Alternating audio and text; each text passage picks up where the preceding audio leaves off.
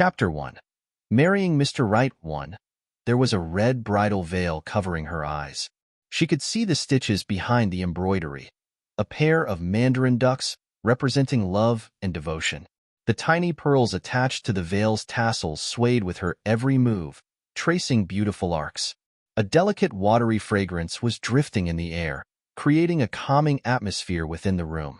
Chu Lian lifted the veil slightly and cast a measuring gaze over the arrangements of the bridal chamber. There was a pair of red wedding candles as thick as a child's arm burning on the table, and a basket of red eggs in front of them. A decorative screen made of agarwood with a carving of the four seasons stood next to the table. There were even square pieces of Lantian jade, each about the same size, inlaid on the screen. This scene was exactly the same as the one described in the novel. A wave of joy burst forth in Chu Lian's heart. She had really transmigrated into the novel she had been reading, and she had even taken the place of the female lead. What she was experiencing now was the beginning of the novel. Chu Lian was filled with expectation. Now that she was the female lead, she could marry the perfect man described in the novel. She was not going to violate her marriage vows like the novel's female lead, Chu Lian, had. She was going to be a virtuous wife, pass carefree days with her husband, and properly manage her own household in order to make up for the previous regrets that she had had in the modern world. It was a pity that she had only read halfway through the book before she had been transmigrated. While she was lost in her thoughts, the sound of footsteps and voices came from outside the room. Chu Lian hurriedly lowered her veil and corrected her posture. A flustered maidservant, Fu Yan, came in to remind her, "Sixth miss, the bridal attendants and young master are here." Another maidservant, Shi Yin, quickly adjusted Chu Lian's bridal dress before standing respectfully with Fu Yan to one side. Chu Lian made a sound of acknowledgement. Her heart was thumping in her chest, and she was unbelievably nervous inside. She felt like her heart was about to leap out of her throat. The bridal attendants' congratulations rang out, followed by the candid and teasing voices of some men. In an instant, the peace in the room was broken by the noise outside, and the atmosphere turned boisterous and joyful. Sanlang 1, quick, take off the veil and let us see what kind of beauty our sister-in-law is. That's right, he's Sanlang. We can't wait any longer. One of the bridal attendants echoed the teasing and happily picked up a golden rod from a nearby maidservant's serving tray, passing it over to the third son of the He family. "Third young master, please pull aside the veil. May all your wishes come true." Their gazes shifted to the bride sitting in proper posture on the bed. Everyone wanted to see what the He family's newest daughter-in-law looked like. Thus, no one noticed the trace of mocking contempt that flashed through the groom's eyes. From behind the cover of the bridal veil, Chu Lian could only see a pair of black and red wedding boots in front of her. They were embroidered with a complicated pattern of flowing clouds and looked quite pretty. The golden rod appeared under her veil. In the next second, the red that had filled her vision transformed into a bright world. The sudden light was overwhelming. Chu Lian couldn't help but squint. The bride's beautiful features were revealed when the veil was lifted. Curved brows, red lips, almond-shaped eyes, and rosy cheeks. Like a newly blossomed lotus, she looked bashful and lovely. Chu Lian only raised her head and glanced once at her future husband, He Changdi too, before lowering her head again, not daring to look any longer. However, it was this unbearable bashfulness that added a touch of color to the beautiful bride before them. Instantly, one of He Changdi's good friends started to tease him. "Sanlang, you lucky little brat."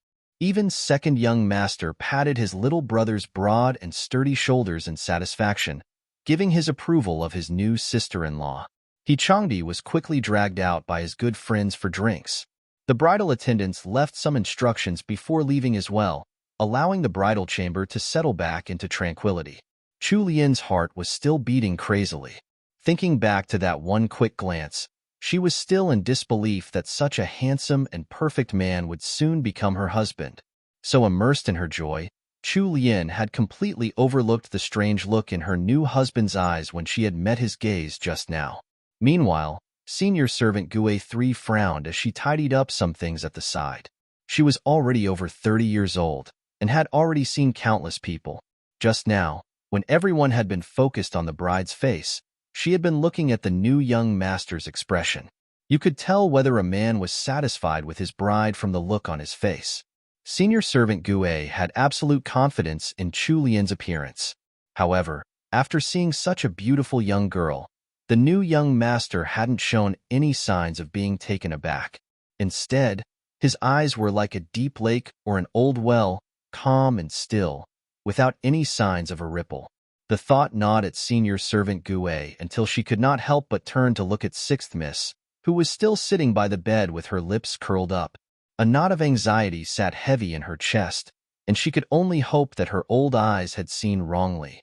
Unless their hearts were made of steel, what kind of man wouldn't treasure such a beautiful flower? Sanlang literally means third son. When used with a surname, it means third son of XXX family. This is used by both outsiders and family. When used by outsiders, it becomes a title, like third son of the He family.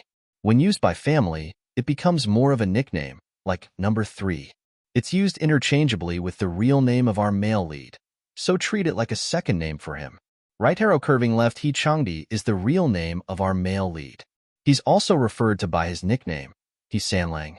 Right arrow curving left a senior servant, Ormamo, is an older, usually married, female servant, different from the younger and unmarried maidservants. They are referred to by their surname, followed by Momo, e.g., Gue Momo.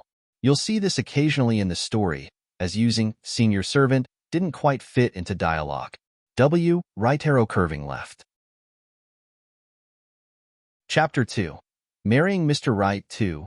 Chu Lian was about to take off her phoenix crown when she was held back by Shi Yan. Sixth Miss, the bridal attendant left instructions for you just now. You have to wait for third young master to personally take off the phoenix crown. Chu Lian helplessly put down her hands and stretched her aching neck instead. She could only leave it like this. Xian felt that Sixth Miss actions were a little funny. Don't worry, Sixth Mississippi. They won't delay young master for too long with matriarchy in attendance. Young master will be back soon. Xian's teasing made Chu Lian blush. Why do you have so much to say today when you're usually so silent? Chu Lian glared at her in rebuke and calmed down. She stood up and ordered the maidservants to put away the things she had brought with her. Before an hour had passed, a maidservant announced from outside that young master had returned. Some dried foods, including peanuts and dried longans, were scattered over the red covers of the conjugal bed. One right after Chu Lian got senior servant Gue to clear those away, He Changdi stepped into the outer chamber. No one was following by He Changdi's side this time. Only a bridal attendant who had come to pass down some customs. After He Changdi stepped into the inner chamber, the bridal attendant smiled as she indicated for a maidservant to bring in the nuptial wine that had been prepared earlier. Third young master, third young madam, after drinking this nuptial wine, you'll become a couple who will go through thick and thin together. The bridal attendant was full of smiles as she handed the nuptial wine over. He Changdi stood tall and straight like an unfellable, sturdy pine. Had there been an audience, his poise would have garnered the admiration of many. He took his cup but continued to stand in front of the bed without moving. The bridal attendant suddenly felt as if the atmosphere in the bridal chamber had turned cold. She secretly wiped away the cold sweat from her forehead before smiling brightly and handing the other cup of nuptial wine to Chu Lian. After third young master and third young madam have drunk the nuptial wine, third young master has to personally remove the phoenix crown on third young madam's head, so that your days will be full of peace and harmony. Right after the bridal attendant finished blessing them with auspicious words, He Changdi spoke, his tone frigid. All right, you can leave now. Huh? The bridal attendant was still a little stunned when she subconsciously replied, Third young master, you haven't drunk the... Did you not hear what I said? He Changdi's voice abruptly turned grave, chilling the previously warm air of the chamber. The bridal attendant was simply a servant, so she didn't dare to argue with the He family's third young master. With extreme reverence and fear, she answered in agreement and left a few, more auspicious words before leaving with the maidservant in a hurry. She racked her brains but couldn't tell what fit this young master was pulling, so she could only lament that she was probably the first bridal attendant to have been chased out of a bridal chamber. Chu Lian had been waiting to drink the nuptial wine with her head lowered. She blanked out for a moment, not understanding what He Changdi was doing. Why was this sequence of events a little different from the novel? While she was still confused, He Changdi ordered senior servant Gue, Shi Yin, and the rest of the servants out. Chu Lian raised her head to look at the third son of the He family. His brows were nicely shaped and his features were well defined. Upon seeing his actual person, his face seemed to have been made of fine jade. Chu Lian thought that he was even more handsome than how the novel had described him. But what was with that unrestrained, frosty look in his eyes? Why was he looking at her with such a cold and mocking gaze? For a moment, Chu Lian was stumped for words because she was stunned by his cold and arrogant countenance. Based on the progression of events in the novel, He Changdi had not consummated their marriage because the female lead had refused to, but He Changdi had still treated the female lead with tenderness and consideration in the bridal chamber. The way things had just unfolded gave her a sinking feeling. Seemingly having noticed the confusion in Chu Lian's shiny, black eyes, He Changdi stepped forward and bent down slightly. His eyes were like a frozen lake, without a shred of warmth or joy, and the ice seemed to extend for immeasurable depths below the surface. He watched the pretty girl before him closely, as if he were looking for something within her gaze. After seeing the girl panic, the corners of He Changdi's lips suddenly lifted, revealing a smile that could send chills down anyone's back. He was clearly a handsome and extraordinary man with an awe-inspiring righteous aura. However, when he smiled like that, it added on a hint of devilish charm. Chu Lian was so entranced by He Changdi's looks, she couldn't react fast enough. So, when He Changdi raised his hand and slowly poured the nuptial wine all onto the floor, Chu Lian could only watch his actions in disbelief as that small cup of nuptial wine left a dark, wet stain on the bright red Persian carpet. She subconsciously mumbled, "What are you doing?" Without waiting for Chu Lian to react, the cup of nuptial wine in her hands was also sent flying. The wine scattered all over her red wedding dress. In the next second, her wrists had been captured in a bruising grip and a voice so cold it could freeze bone rang in her ears. "Can't you tell what I'm doing? My dear bride." What the heck? What was going on? Why weren't they going by the book anymore? Chu Lian was inwardly wailing amidst her shock and anger. However, before she could speak, He Changdi roughly pulled off her phoenix crown and threw it to the ground. Some of the strands of her black hair were yanked out along with the headdress, leaving an aching pain in their wake. He Changdi kept his voice low as he roared in anger. "You're not fit to wear this phoenix crown." Chu Lian tried to push away the man before her, but unfortunately, she wasn't strong enough. Her hands were just like kitten paws in the face of a male's strength, lacking any bit of might. When He Changdi saw that she was trying to fight back, his eyes bled with anger and he wrapped his hands around Chu Lian's tiny, snow-white neck. Even the veins on his slender hands were popping out. His hate for her was clearly reflected in his eyes. Chu Lian could feel every bit of that murderous intent. However, Chu Lian had never experienced anything like this before. She only felt the unyielding grip on her neck, squeezing like a noose, forcing her to cry from the pain. She couldn't breathe. It felt like she was going to die in the next moment. Her fair face had already turned blue from suffocation. He Changdi thought he only had to exert a little more strength before he could finally be free from this wicked woman forever. However, the thought of his grandmother and his brothers, who he knew wished only the best for him, popped into his mind. He Changdi didn't think he could bear watching as their hopes were dashed. The reputations of both the houses of Duke Ingwa and Count Jingon were also at stake if he were to kill this woman. Thus, he could only dejectedly let go of her neck and glare instead, his hatred thick and cloying like miasma. He would leave this bitch alive for now. After the grip around her neck loosened, Chu Lian touched the bruises left on her neck, her face pale as a sheet. Air was finally free to flow into her throat, causing her to cough uncontrollably. If she had really been killed by her new husband just now, she would have become the most tragic transmigrator ever. Chu Lian's throat was unbearably dry, and she couldn't even speak. All she could do was hold her chest and pant for breath. He Changdi's expression turned even more overcast and ugly. He sneered and said, "Sixth miss of the Chu family, don't assume that everyone else is stupid. TL note. He Changdi is a big meanie. But there's a reason behind his actions. So hang in there and keep reading. This is part of Chinese wedding customs and symbolizes fertility. Read more about it here. https://en. Wikipedia. org/wiki/Chinese.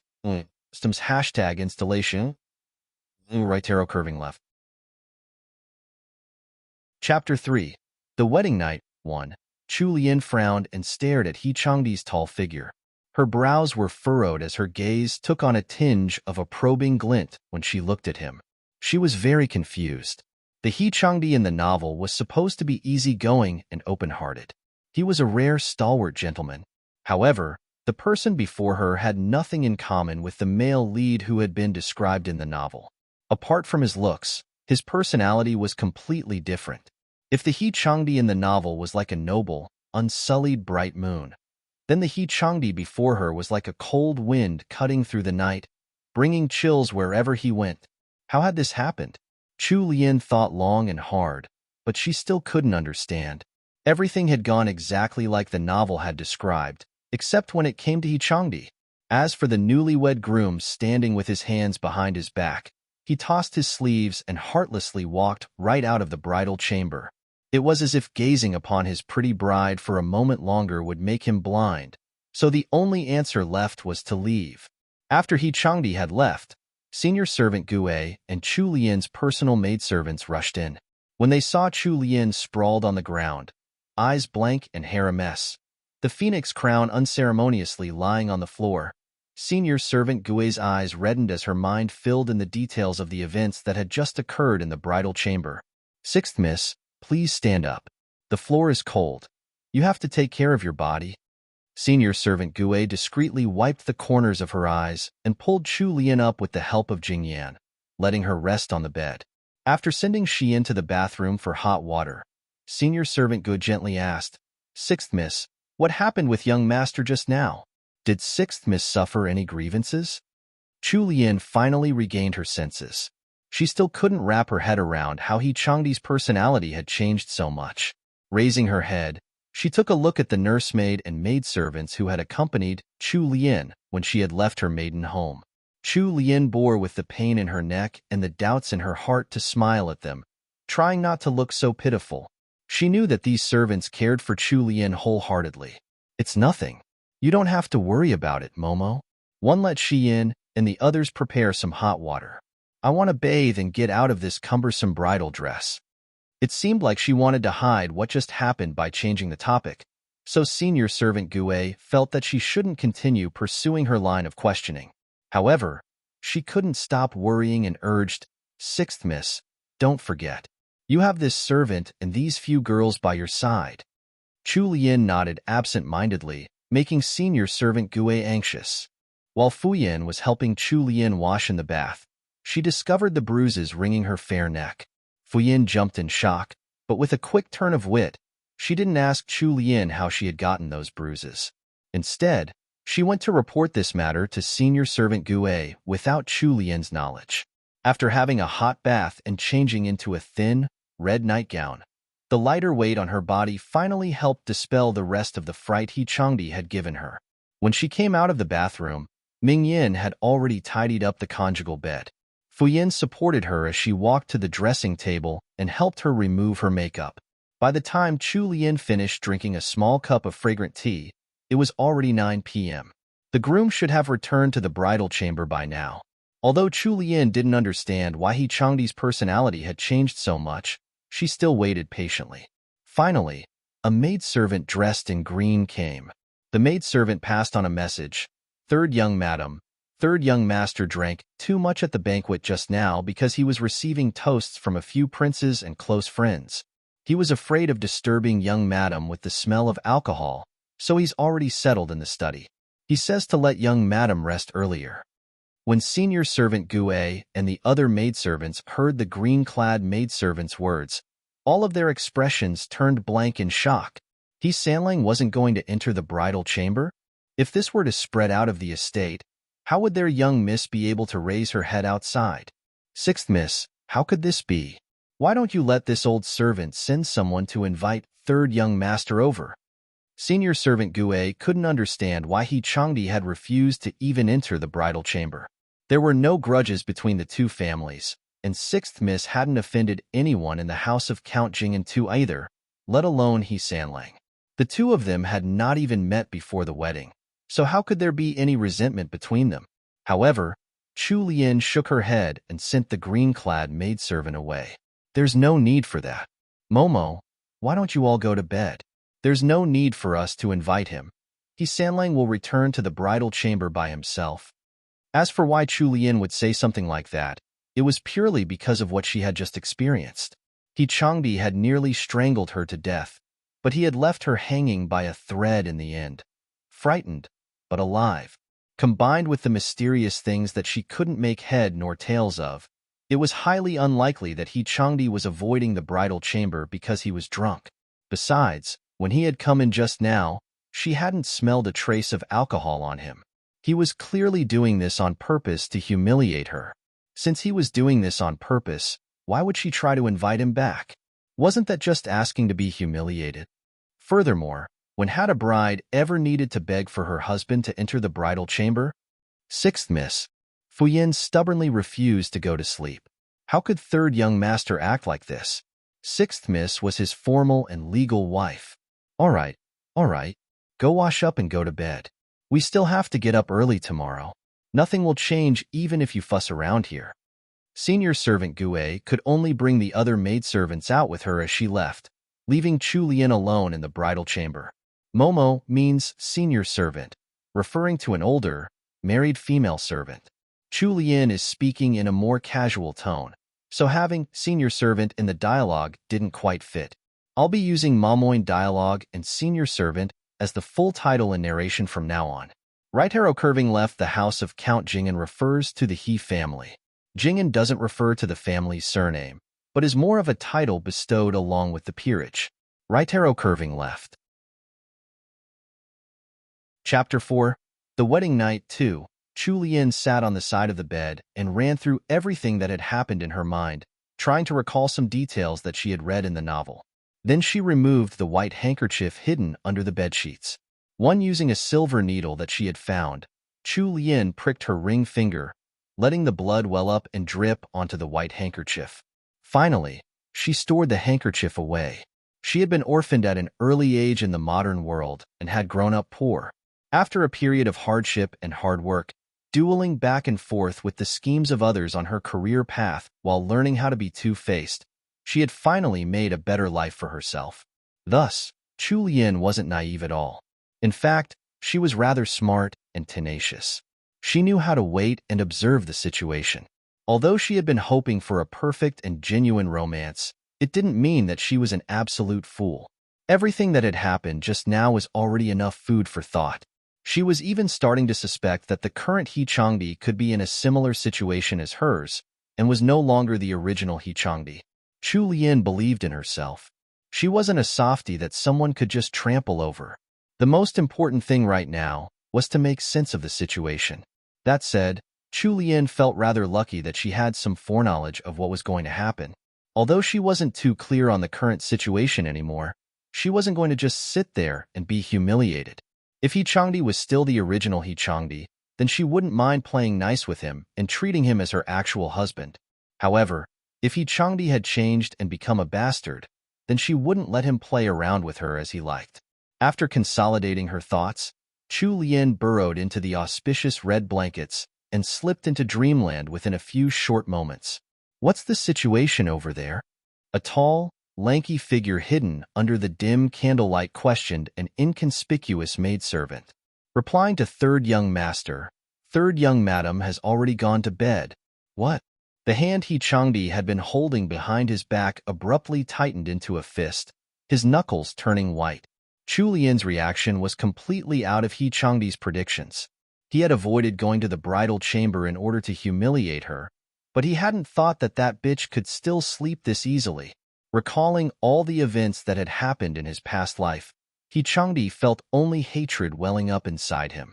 He couldn't change his marriage, but he wouldn't let this woman occupying the position of his legal wife pass her days peacefully. Otherwise, how could he bear the pain she had inflicted on him in her previous life? While most people treasured every moment of their wedding night, Changdi hated that this night couldn't pass quicker. He wanted to see his good wife's ugly expression when she wouldn't be able to hand over the white handkerchief that acted as a virginity test the next day. As expected, before the sun rose, after waking from her deep sleep, Chu Lian heard the soft rustling of clothes being taken off.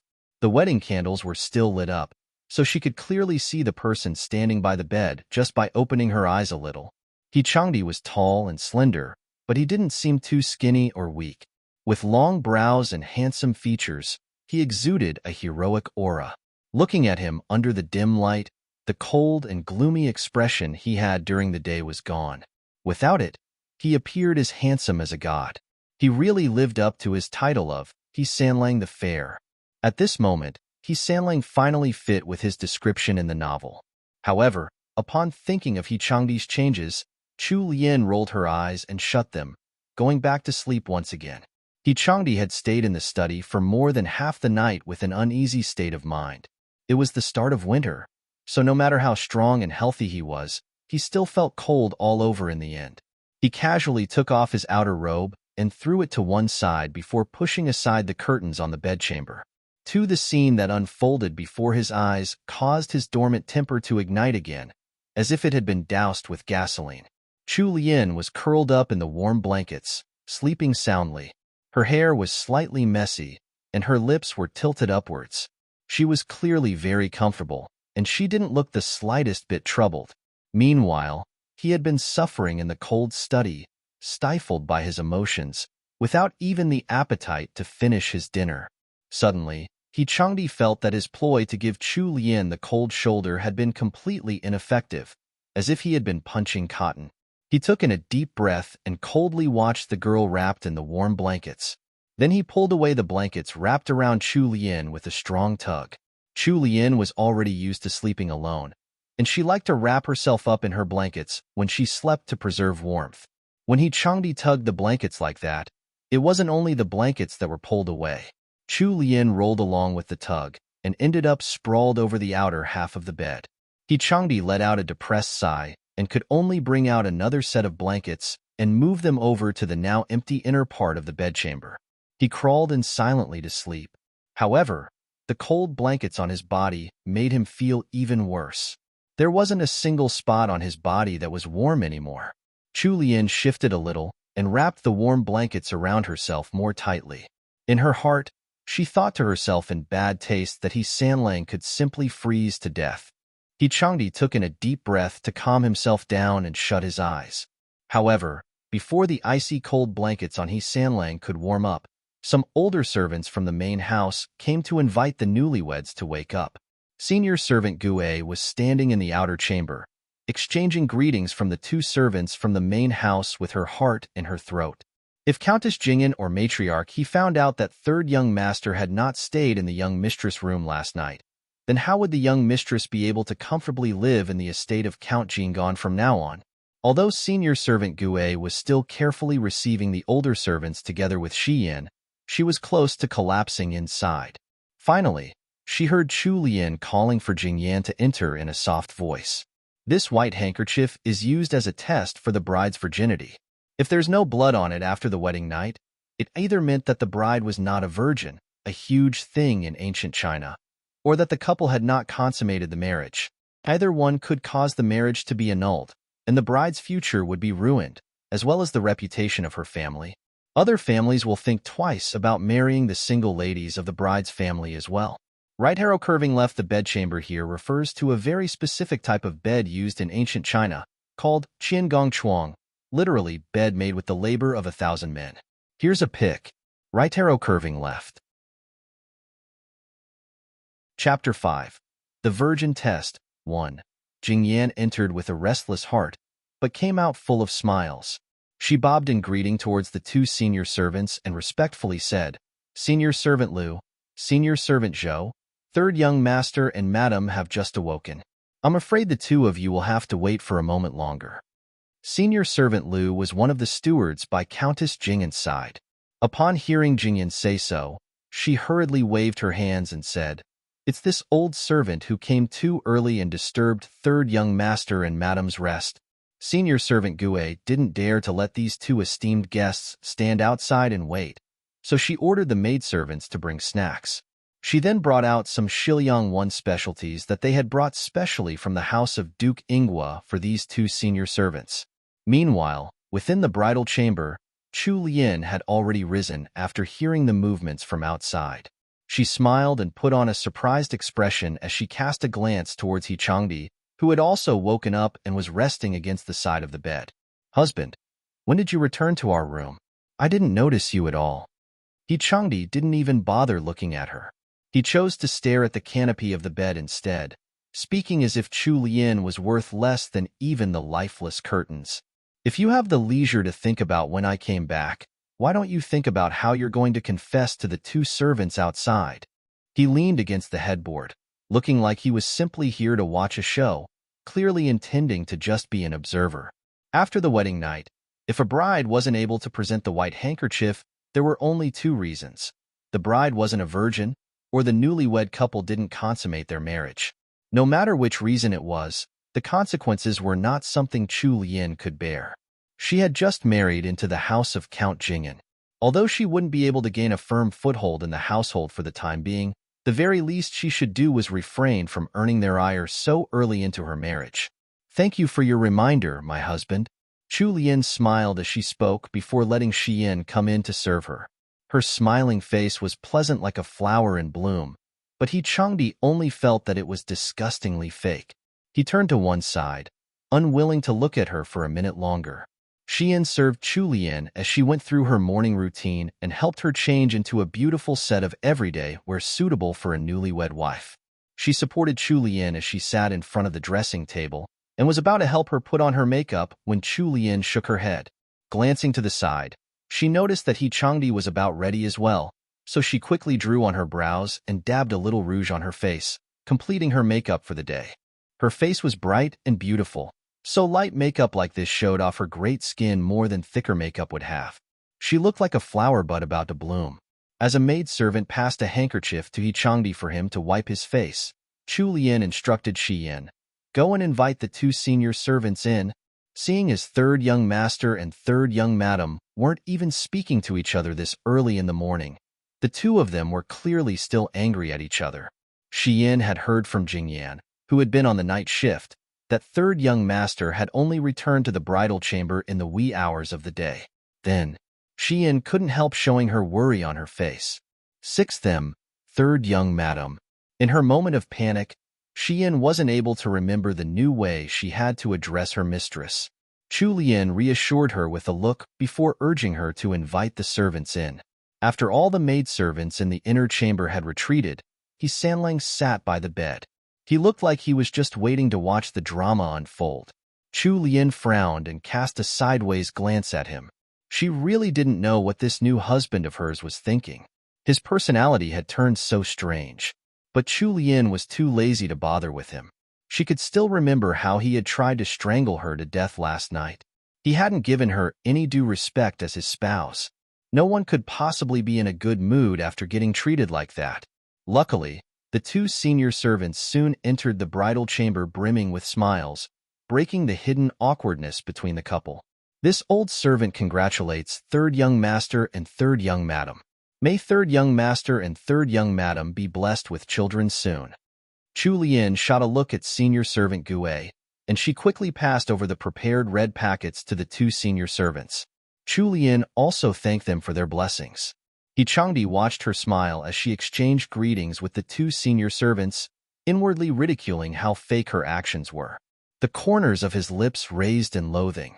Even if she made a good impression on the two servants, she still wouldn't be able to pass this next trial.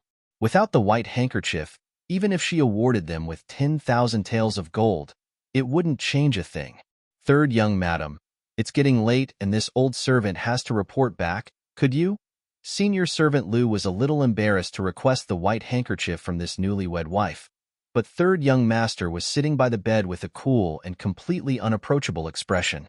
They really didn't dare to request anything from him. However, this new young mistress was full of smiles and seemed rather amiable and gentle, much more approachable in comparison. When senior servant Lu spoke up, Chu Lian blushed at the proper moment. She lowered her head, acting shy as she coughed twice.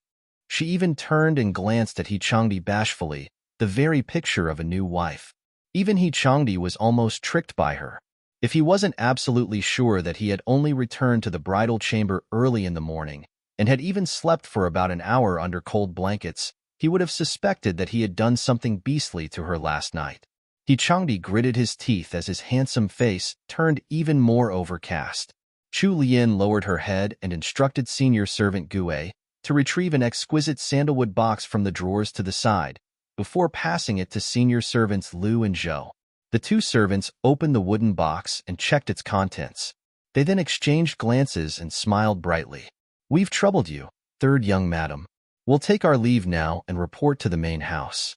The two senior servants were about to leave when He Changdi coldly called out to them. "Hold it!" They turned around with suspicion and bobbed in greeting to He Changdi. "Third young master, is anything the matter?" Shiliang was one of the states in the 16 Kingdoms period in Chinese history. It's located somewhere in the west of modern China now. You can read more about it here. https://en Wikipedia.org/wiki/western 16 Kingdoms, right arrow curving left. Chapter 6, The Virgin Test, 2. Within 2 steps, He Changdi had moved in front of them and snatched the sandalwood box in their hands. Then, in front of everyone, he opened the lid. Upon seeing the spots of red on the white handkerchief inside, He Changdi coldly looked towards Chu Lian. His chest heaved in frustration. He found it hard to believe that she had even prepared this from early on. She had covered all her bases, so she could do anything for the sake of that man. After having the box shoved back into her hands by third young master, senior servant Lu stared blankly at him, completely stunned by He Changdi's reaction. She really didn't know what kind of fit third young master was having today. Earlier, she had heard rumors that third young master wasn't happy with this marriage, so it seemed like it was true. However, since the two of them had already consummated their marriage, they had to spend the rest of their days together. Third young madam was a legitimate daughter of the house of Duke Ingwa, and this matter involved the reputations of 2 families. Furthermore, third young madam was kind and seemed like a good lady. Third young master had gone a little overboard with humiliating third young madam like that. She definitely had to report this to madam and let madam knock some sense into third young master. He Changdi didn't know that his one thoughtless action had caused senior servant Lu to think of reporting his actions to his mother. "Since nothing's the matter, third young master, this old servant will take her leave." Chu Lian instructed senior servant Gue to escort the 2 senior servants out, then sent Jingyan to prepare the gifts she would need to present when meeting the more senior members of the family later that day. She had already written out a list last night and handed it over to Jingyan to arrange for her. Only the 2 newlyweds were left in the bridal chamber again. He Changdi abruptly sneered and walked to her side, looking down on her with his height. "It seems like you were already prepared. I've underestimated you. So you don't even have a single shred of honor left. How could you falsify something like that?" Chu Lian was in the middle of inserting a jade orchid hairpin into her cloud-like hair bun. Upon hearing him speak, she glanced at him. However, she didn't angrily shout back as He Changdi had imagined. Instead, she smiled at him with an appropriate, easygoing smile as beautiful as a blooming peony. "Didn't you wake up in the bridal chamber this morning, my dear husband? How could I have falsified anything? What are you talking about?" He Changdi was so angered that laughter bubbled out of his throat. He fixed his narrowed gaze on Chu Lian, a little surprised that she would speak to him in that manner. Suddenly, he said, "I wonder how Xiao Wujing would react if he discovered your actions." Chu Lian frowned and searched through the memories she had of the novel. She realized that she hadn't seen any mention of a person called Xiao Wujing, at least, not in the first half of the book that she had read. "Husband, it's getting late. We have to go and pay our respects." Chu Lian finished putting on her accessories and turned to He Changdi. With a smile on her face, she then bobbed in greeting, her posture as perfect as one would expect from a noble young lady. He Changdi's eyes were still tightly glued onto her. After realizing that there wasn't a single glimmer in her eyes and that her expression was level and sure, even leisurely, his brows started to furrow together. He Changdi turned around and completely dropped the suspicion that Chu Lian had reincarnated like he did. If Chu Lian had reincarnated as well, she couldn't possibly forget who Xiao Wujing was. Actually, Xiao Wujing had been mentioned before in the novel. Xiao Wujing was originally named Xiao Bojian, and he was the male lead of the book. However, the first half of the book had not mentioned Xiao Bojian's other name at all, so Chu Lian was completely clueless. Within the bridal chamber, the newlywed couple looked to be getting along well on the surface, but in actual fact, they were of different minds. He Changdi cast a glance at Chu Lian standing by his side. Although she was different in some ways, she was still the same person as before, full of malicious intent and trickery. For the sake of herself and Xiao Wujing, she had never cared about the lives of others. Senior servant Gue was already getting a little anxious while waiting in the outer chamber. She quickly came in to give them a gentle reminder. "Third young master, third young madam, it's getting late." Chu Lian made a sound of agreement before tossing a sideways glance at He Changdi. His expression was icy cold as he stepped out of the bridal chamber first.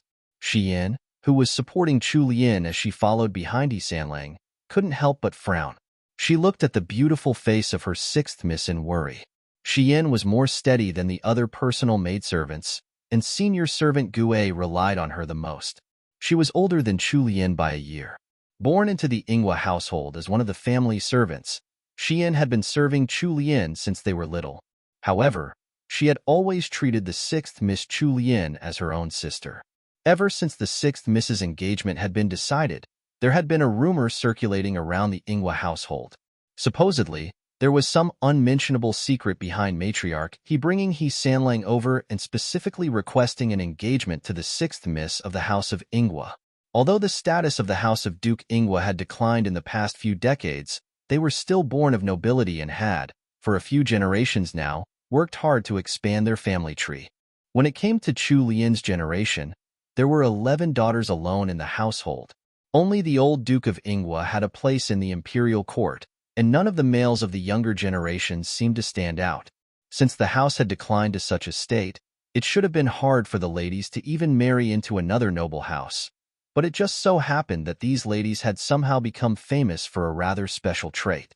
The eldest miss from the previous generation married the grandson of the Marquis of Fuan and gave birth to 2 healthy sons after 3 years. The second miss married the second son of the Vice Minister of the Ministry of Official Personnel Affairs, and her first child was a boy. The third miss was sent far away and was married to the military commissioner of Guizhou. She gave birth to a pair of sons in the second year of her marriage. After that, the first child of any bride coming from the house of Duke Ingwa would, without any exceptions, be a son. This matter had spread all over the capital, Xinyang, 2 years ago for a period of time. TL note: this is what Chu Lian's hairstyle looks like. Chapter 7. Tea Ceremony 1. The house of Count Jing'an was a military family, and the grandfather of the current Count Jing'an was one of the country's founding fathers. Although the title had already been passed down for 3 generations and their rank had dropped from Duke to Count, the power of the House Jing'an could not be underestimated. The House of Count Jing'an was not a normal military family. It was also not one of the powerless military families that the emperor kept in Xinyang, corralling them like livestock. The current Count Jing'an defended the most important border in Mingzhou, possessing the title of Defender General. Within the House of Count Jing'an, the first son, He Changqi, managed the household. The second son, He Changjue, served in the military as one of the left military guards, a particular division of guards in the palace. Meanwhile, He Sanlang had learned martial arts from his father and brother at a young age. He visited the army often and had already made a name for himself. Countess Jing'an had given the He family 3 sons. However, while giving birth to the third son, He Sanlang, she had suffered serious complications and remained bedridden even now. Count Jing'an guarded the border far away and was only able to return home once every few years. The He family also had a special rule. The sons of the He family could only marry a single wife. They were only allowed to wed a concubine if, by the time they reached 30 years of age, their wife had not borne them a son. Although Countess Jing'an was now in poor health, she had given the He family 3 sons, so matriarch He treated her daughter-in-law rather well. However, perhaps Count Jingen had used up all of the He family's luck in producing heirs. When it came to the youngest generation, not a single heir had been born yet. The heir of Count Jingen, He Changqi, had married the granddaughter of Marquis Dingyuan, Lady Zhou. Lady Zhou had only gotten pregnant a year and a half after marrying into the He family. However, her first child was a girl. After 2 more years, she had gotten pregnant again, but the resulting child had been yet another girl. It wasn't clear if it was a problem with her or He Dalongwan, but for the following 4 whole years, she hadn't gotten pregnant again. He Erlang too was a strange one. He had entered the military at an early age and was now 24. However, he still refused to marry. His stubbornness had gotten to the point where it was even causing a ruckus within the family. Due to this, he would simply stay in the left military guards barracks without returning to the estate, unless there was an important event going on. Whenever He Dalong saw this little brother of his, he felt the urge to slap him. Now the handsome He Sanlang had finally married. The bride was even a lady of the Chu family, just as matriarch he had specially requested from the imperial palace. Matriarch he had thought that she would soon be able to hold a fair and chubby great-grandson in her arms, but unfortunately, this He Sanlang had somehow been reincarnated. It would be strange if he were willing to consummate his marriage with the wife who had cheated on him in his previous life. Matriarch he would have a long time to wait. Of course, Matriarch he didn't know any of this at all. As for Chu Lian, who was following behind He Sanlang with her back ramrod straight, even though she didn't know what was going on with the sudden change in He Sanlang's personality, she knew all about the rest of the events that would take place. She had become the female lead in the novel she had been reading after all.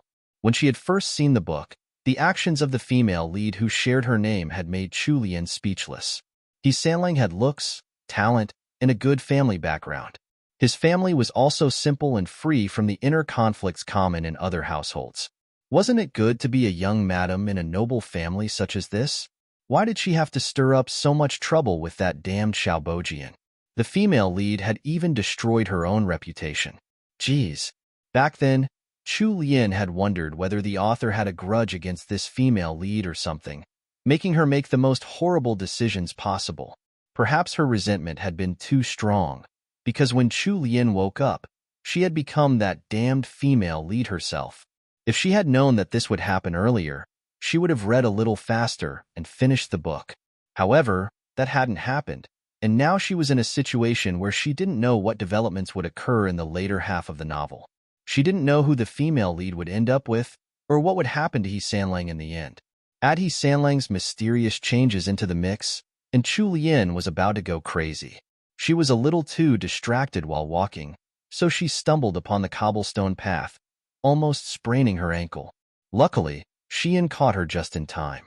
He Sanlang heard the commotion going on behind him and cast a cold glare over his shoulder. The look in his eyes gave her a merciless warning, telling her without the use of words, "You had better watch it." For an aristocratic family, the family tree of the house of Count Jingen was extremely simple. Matriarch he occupied the highest position, while He Dalong's daughters were the lowest in the family tree. There were no concubines or illegitimate children around, a huge difference from the complicated family of the house of Duke Ingwa. They had arranged for the newlyweds to pay their respects to their elders at Matriarch He's Qingshi Hall 3. When the pair of newlyweds reached the arched doorway, they immediately spotted senior servant Liu, one of the servants highly regarded by Matriarch He, walking over to welcome them. This old servant pays respects to third young master and third young madam. Chu Lian hurriedly moved forward to lift senior servant Liu up. How could we let senior servant Liu pay respects to us? For this senior servant Liu was one of the senior servants who managed the household and held actual authority. She also had a rather good personality and was someone worth making friends with. Chu Lian secretly made note of all this information in her heart. When He Changdi saw that she was being so eagerly attentive towards a senior servant on her first visit to the He estate, he felt even more strongly that her pleasant disposition was nothing more than a facade. Following the saying, "out of sight, out of mind," He Changdi entered Qingshi Hall first. Senior servant Liu frowned when she saw He Sanlang's actions. She turned to Chu Lian with a smile and took her hand, personally leading her into the courtyard. Dalong means first son, and is used in the same way as Sanlang. Right arrow curving left, Erlang, means second son, and is also an affectionate address like Dalong and Sanlang. Right arrow curving left, Qingxi means celebration. While I could have translated it as celebration hall, I decided to keep names in pinyin, as the names sometimes don't have meaning to them. This will keep all the names consistent. Right arrow curving left, it's quite normal for servants to pay respects to their masters. However, Chu Lian stopped senior servant Lu because of her age and position as a trusted servant of matriarch He, who is 2 generations above Chu Lian. This gives senior servant Lu a good impression of her. Right arrow curving left. Chapter 8. Tea Ceremony 2. An entire circle of people was sitting within the parlor of Qingxi Hall.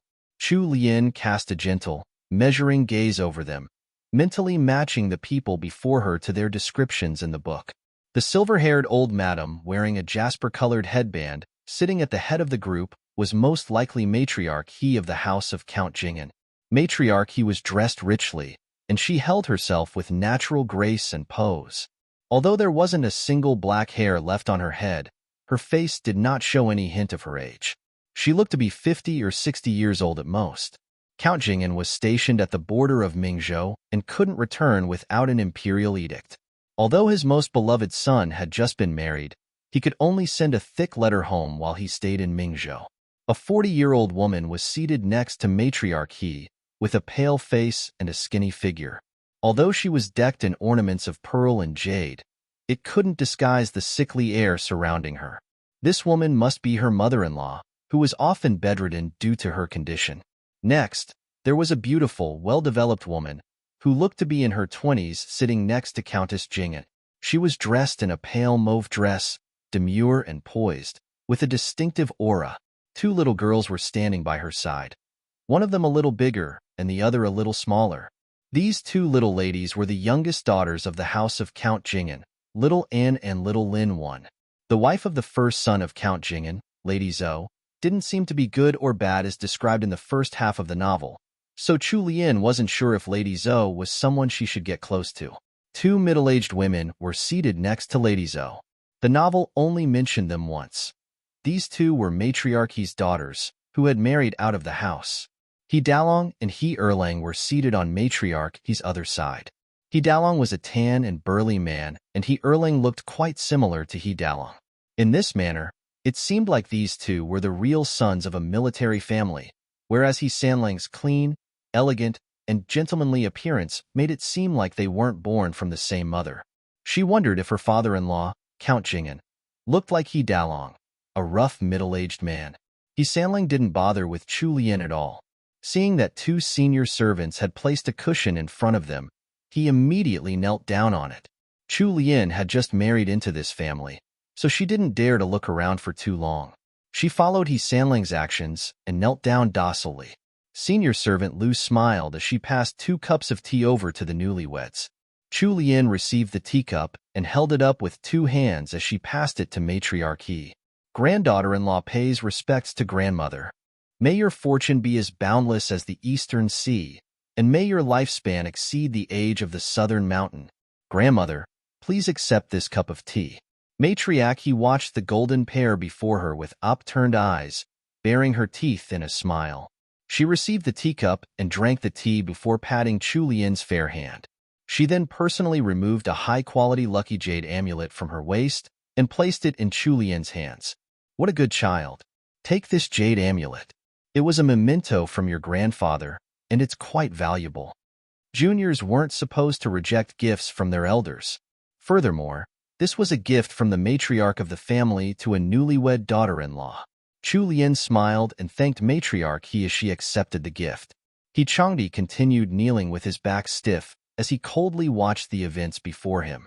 Haha, as expected, it was that lucky jade amulet again. This bitch wasn't fit to have this jade amulet at all. A few years later, this amulet would be hanging off Xiao Wujing's waist.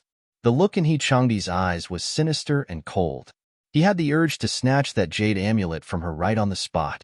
Chu Lian didn't have the energy to deal with him right now. Who knew what sort of fit he was throwing? In this household, other than matriarch He, There was also Countess Jing'an, Chu Lian's mother-in-law.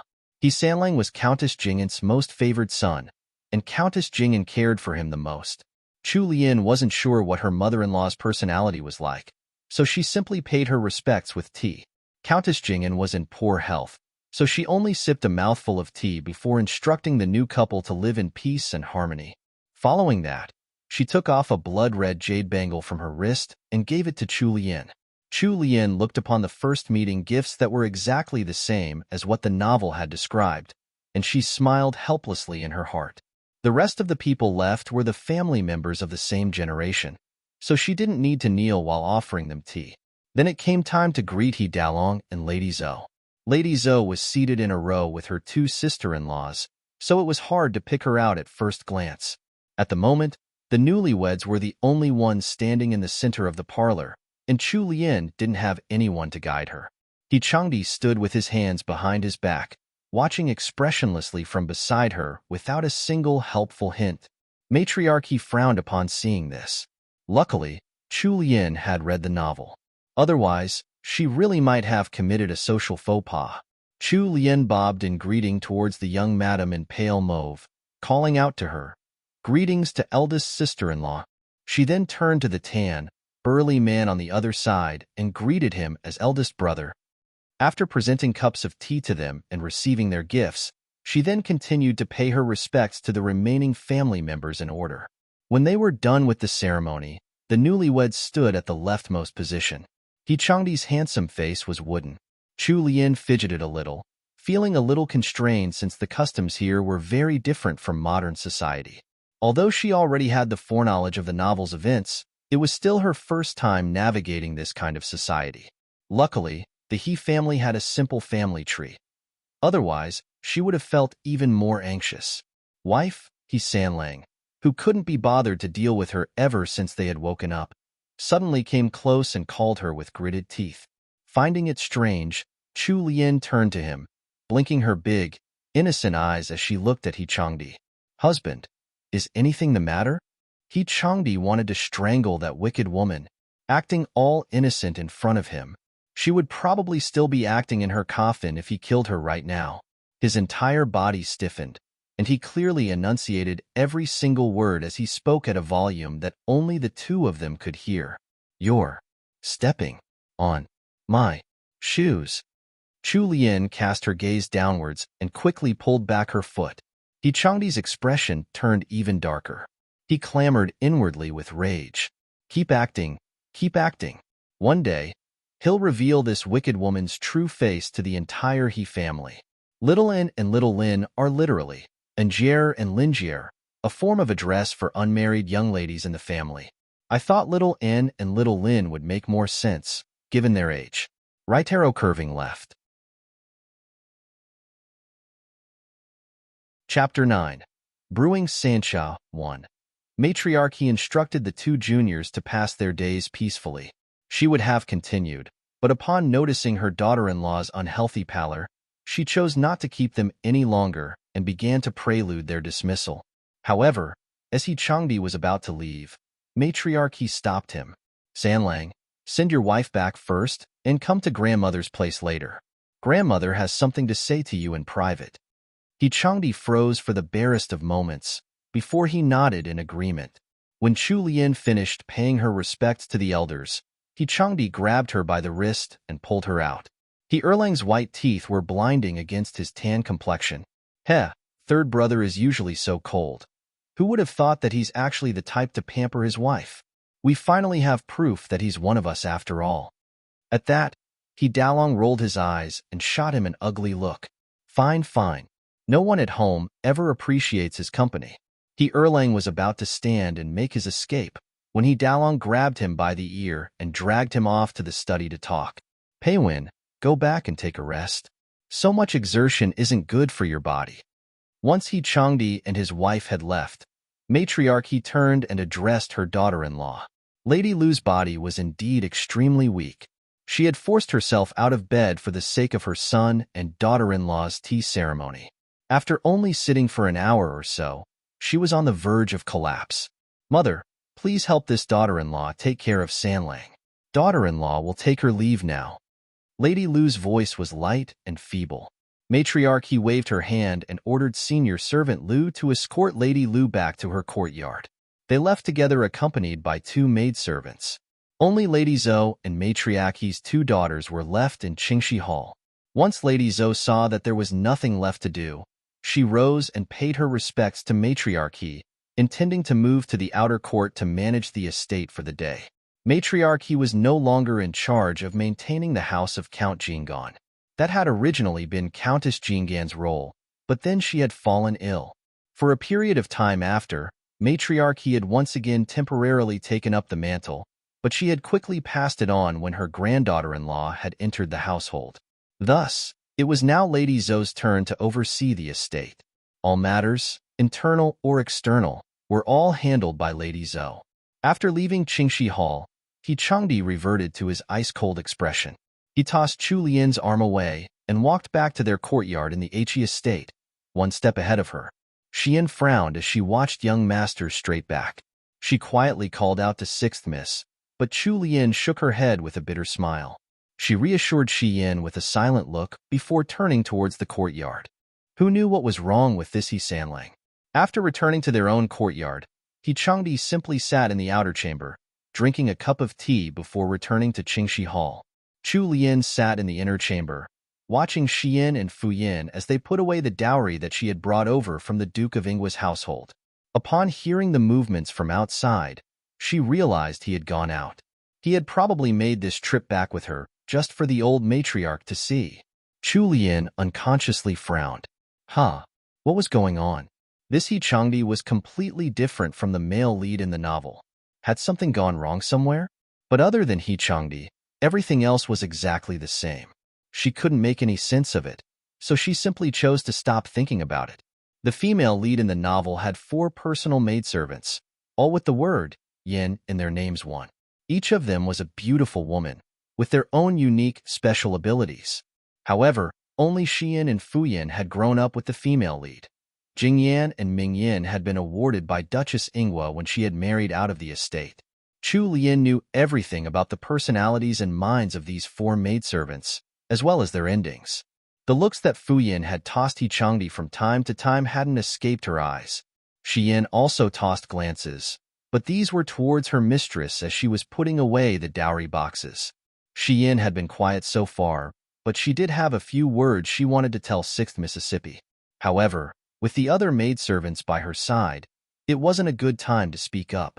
6th Miss, she realized, had rushed to the old matriarch's courtyard early that morning for the tea ceremony. She hadn't eaten much, either. Intent on rectifying this, Xian asked, "Third young madam, are you hungry? Could you let this servant bring some refreshments over?"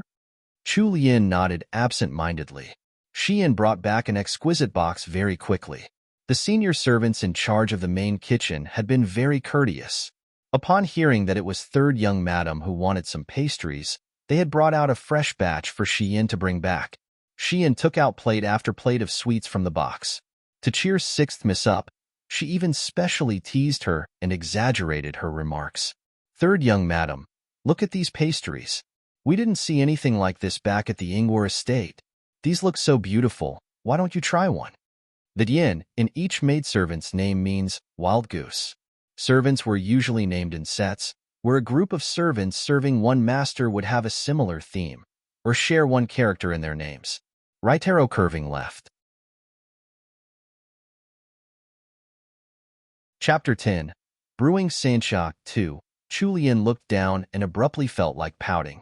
For a modern foodie like her, who had eaten everything on both sides of the Yangtze River these square-shaped pumpkin pastries didn't attract her at all. They had just scattered a few peach blossom petals on top. Did they really think these pastries were beautiful? Did Xian have any sense of aesthetics at all? The smell of vegetable oil wafted up from the pumpkin pastries, bombarding her nose with the choke-worthy stench of grease. Chu Lian couldn't help but wonder if the senior servants in charge of the kitchen had been ordered by someone to make life difficult for her. She tried to recall her memories, but it didn't seem like there had been an event like this in the novel. Xian's expectant gaze was too much for her to bear, so Chu Lian picked up a piece of pumpkin pastry and tasted it. She couldn't taste any pumpkin at all. Instead, It was like eating a spoonful of sugar, saturating her tongue until all she wanted to do was down a cup of tea and forget it had ever gone into her mouth in the first place. Chu Lien forced herself to finish one piece. But that was it. She had completely lost the will to pick up another. The house of Count Jingen was an aristocratic family at the very least. Did they really eat these kinds of pastries at home?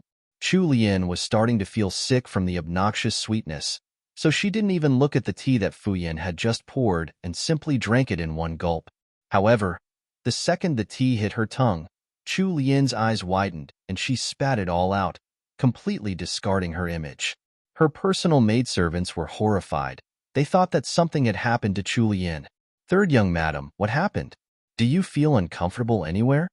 Xian, who was her usual server and had never seen anything like this happen before, was about to burst into tears.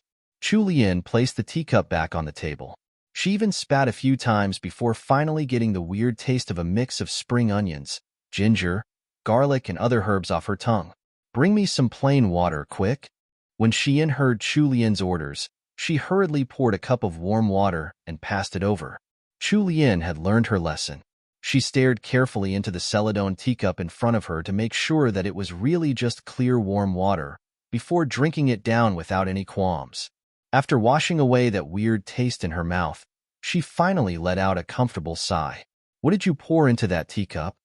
Once she had recovered her breath, Chu Lien felt a sense of urgency. Why were there spring onions, ginger, garlic, cinnamon powder, and all other kinds of seasonings in there? "It's Sancha 2/3 young madam. Isn't it your favorite?" Xian blinked, her eyes slightly red. She passed the handkerchief in her hands to Chu Lien to wipe her mouth with. "Sancha. That's right." She finally remembered. In ancient China, when tea culture had just started to become popular, it was Sancha that was in vogue. However, she couldn't have imagined that it was Sancha that was popular in the fictional Great Wu dynasty. The Sancha of this era was completely different from the Sancha of the modern era. Perhaps it was because Sancha had just come in fashion recently here, so there weren't any special rules to it. They just put all sorts of seasonings into the tea to boil. Once it was done, they would use a special tool to whip up froth in the tea.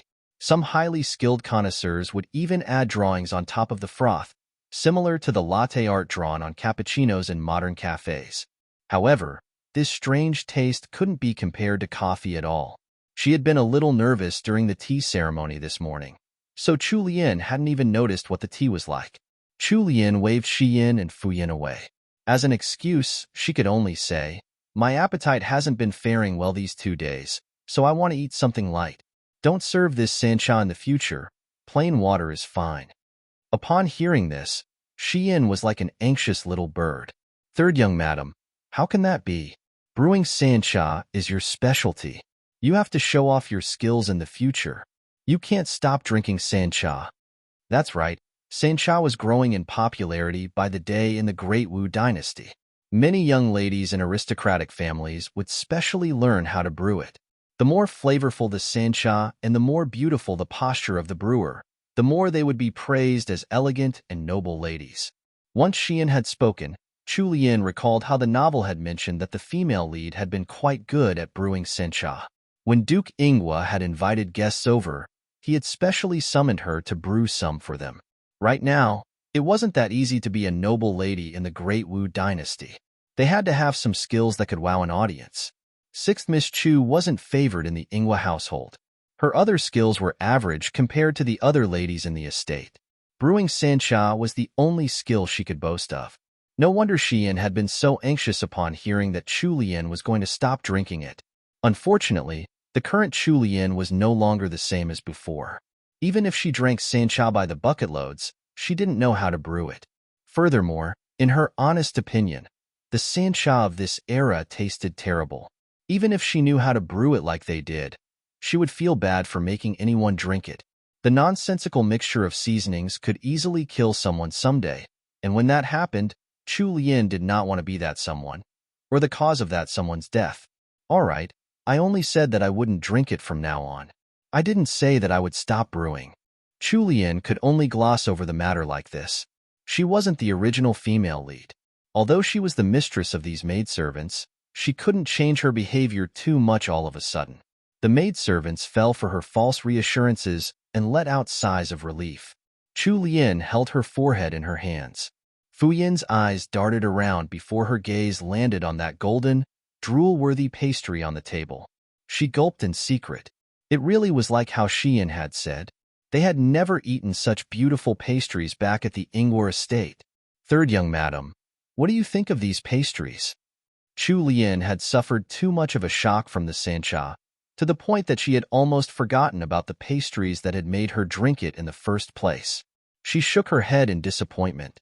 The taste is average. It's too sweet and greasy. Take one for yourselves and try it. Chu Lian simply wanted to test the taste buds of the people from this era.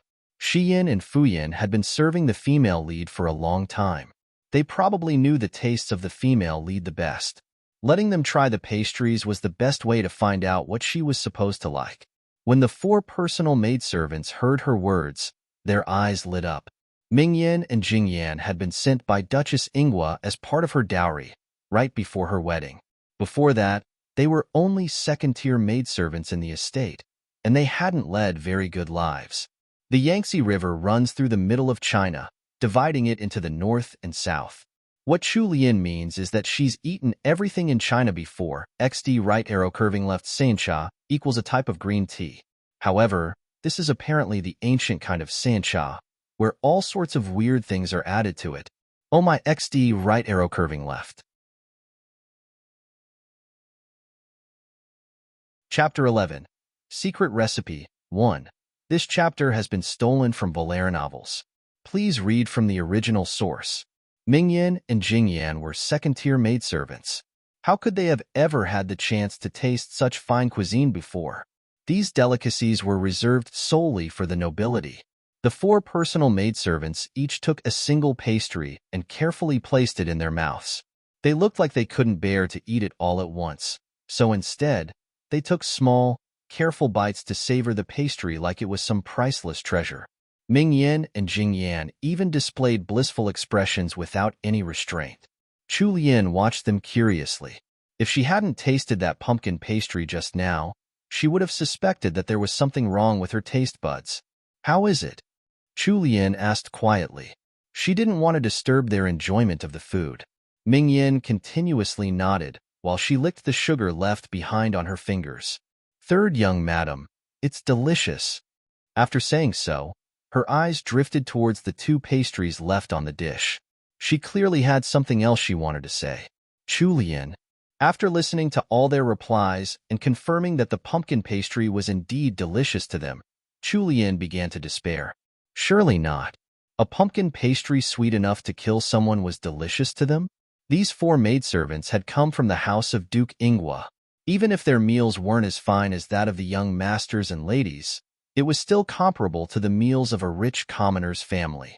If these were the maidservants' tastes, and the maidservants' tastes were the standards of the rich here in the Great Wu dynasty, could it be that this was the level of fine dining here? Wasn't that too poor? When Shi Yin saw that her mistress' expression had collapsed, her brows drew together. She thought that Chu Lian was unhappy, so she hurriedly said, Third young madam, do you think that we caused you to lose face? A simple plate of sweets from a noble family's household had been all that it took to reduce them to such a state. As she recalled their loosened expressions from just moments prior, Xian felt that she had done something bad. Chu Lian shook her head. This Xian was good at everything and put her whole heart into her work. However, she had the habit of overthinking things. How could that be? It's just a plate of pastries. Don't tell me that your mistress is such a stingy person in your hearts. They shook their heads, afraid that Chu Lian would misunderstand. Then there's nothing wrong. Why do you have such troubled expressions? If you like to eat them, then take these pastries and split it between all of you, Chu Lian said as she smiled. Jing Yan's eyes widened.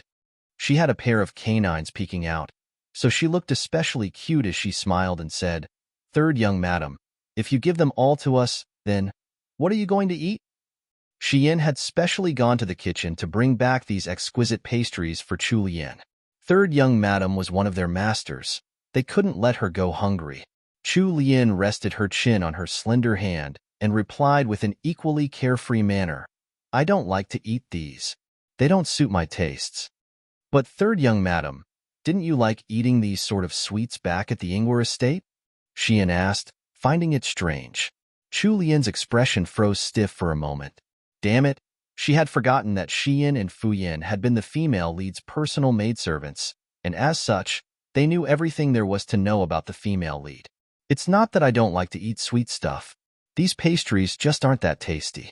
Chu Lian could only be honest with them. Fu Yin inwardly snorted with laughter, but didn't show any of her disdain on her face. As the sixth Miss personal maidservant, Fu Yin knew exactly how sixth Miss had passed her days at the Ingwer estate. It was considered a good day if the kitchen gave them a few pastries at all. When did they ever get the chance to be this picky? Now that she had married into a noble family and had become the third young madam, she immediately started being picky with her food? Who was she putting on airs for? Shi Yin and the other two maidservants stared at Chu Lian in wide-eyed surprise. They couldn't quite believe what she had said. Goodness, their mistress must have turned silly once she had gotten married. She actually thought that the pastries of the house of Count Jingen weren't that tasty? Even the Empress wouldn't say something like that. The chef who made pastries in House Jingen was famous throughout high society in the entire capital. On special occasions, the noble families who were on intimate terms with the house of Count Jingen were proud to receive gift boxes of assorted sweets from the Jingen household. Normally, the Jingen household wouldn't hand them out as gifts. If anyone wanted to have the chance to eat such delicacies, they would have to come to the Jingen estate as a guest. Of course, Chu Lian didn't know any of this.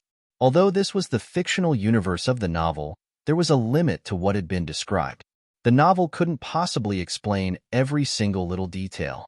Thus, something like a famous sweets maker hadn't been mentioned at all. Third young madam, could you possibly be joking?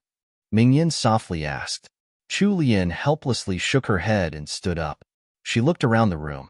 Seeing that there were still some kumquats displayed on the table from the wedding, she walked over and picked one up, thoughts rolling about in her head. Xian, come here. Xian walked briskly to Chu Lian's side. Chu Lian waved the little kumquat in front of Xian. Do you see this kumquat? Xian didn't know what third young madam wanted, so she simply nodded. Take all of these and wash them, then take some salt and scrub the skin for a while before rinsing it again. Use a small knife to make 4 cuts in each kumquat and take out all the seeds. Then place the kumquats in a sugar water bath to cook until they turn translucent. After that, take them out and pickle them in honey for 2 hours. As Chu Lian spoke, she pointed out where the cuts should be made and taught Xian how to remove the little seeds.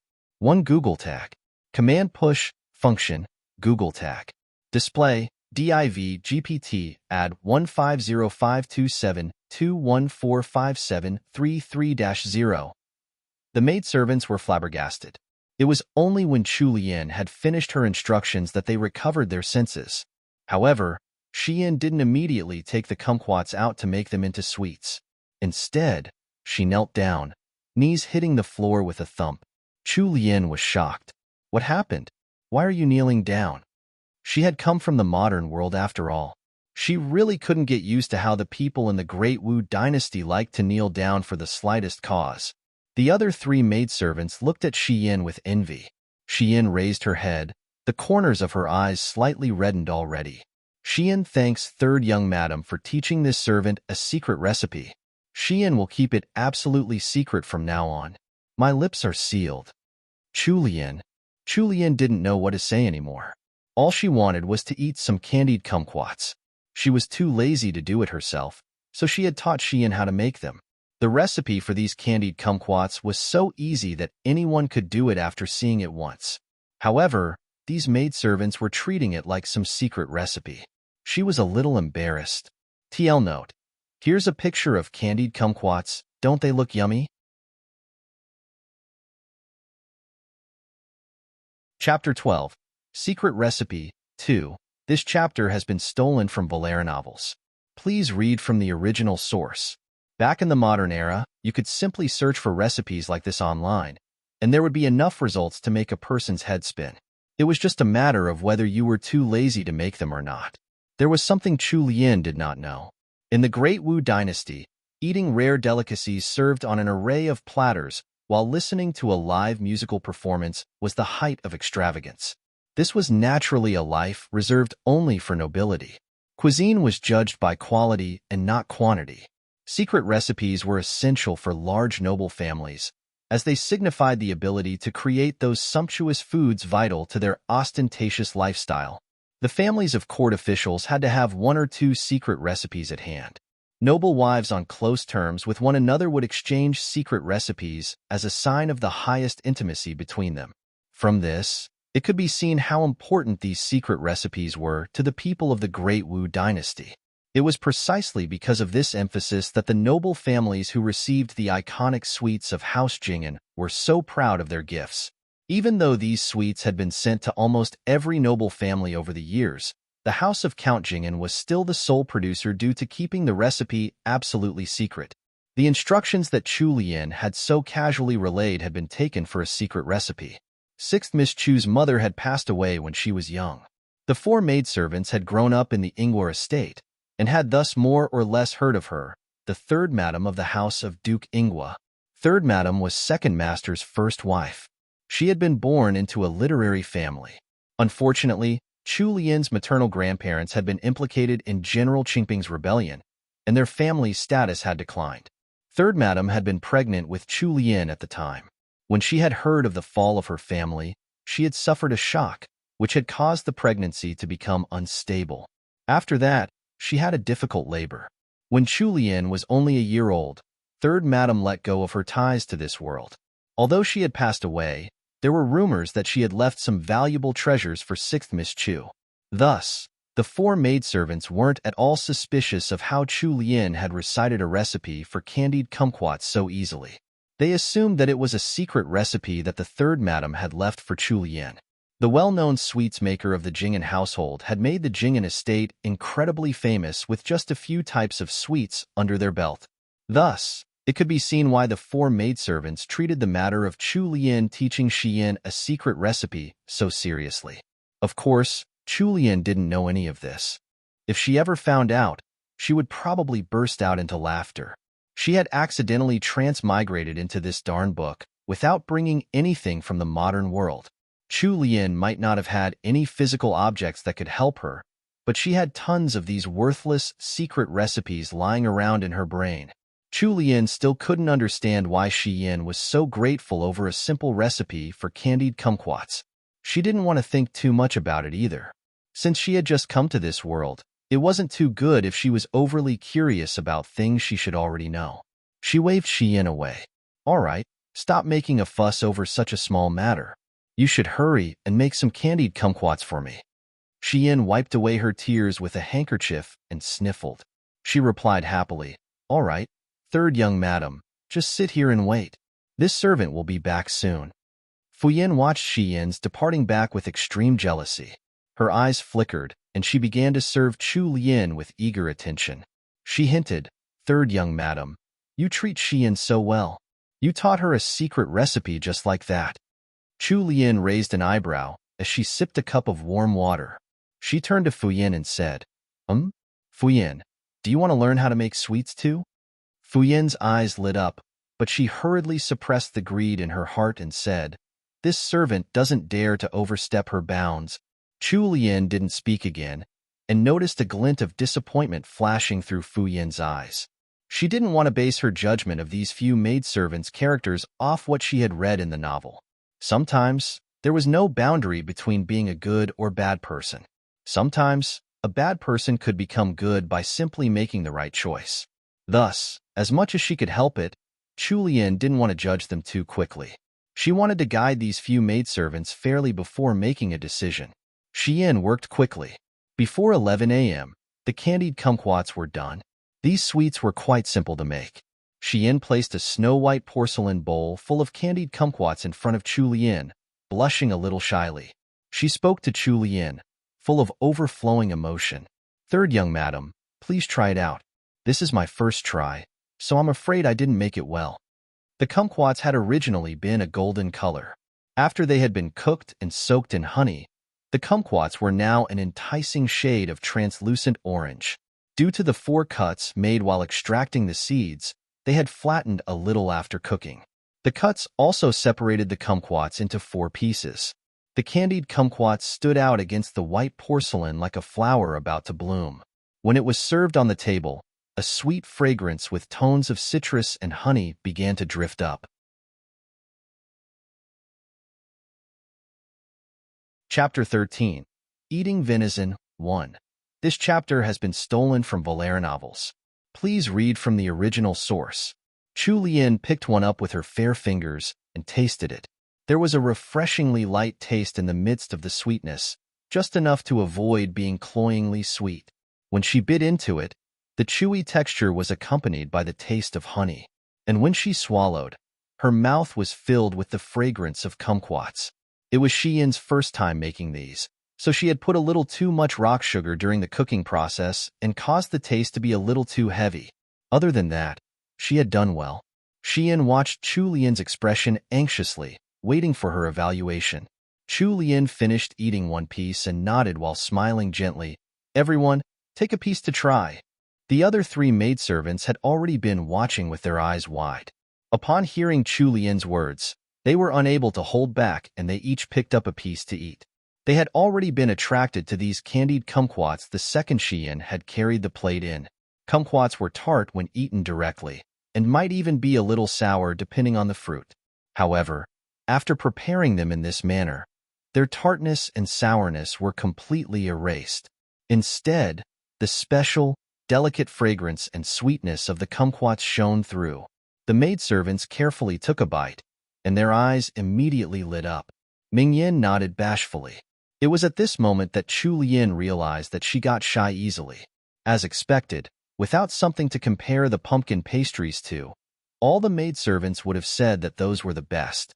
However, after eating the sweets made from following Chu Lian's secret recipe, the maidservants finally realized why third young madam had said that those pastries weren't all that tasty.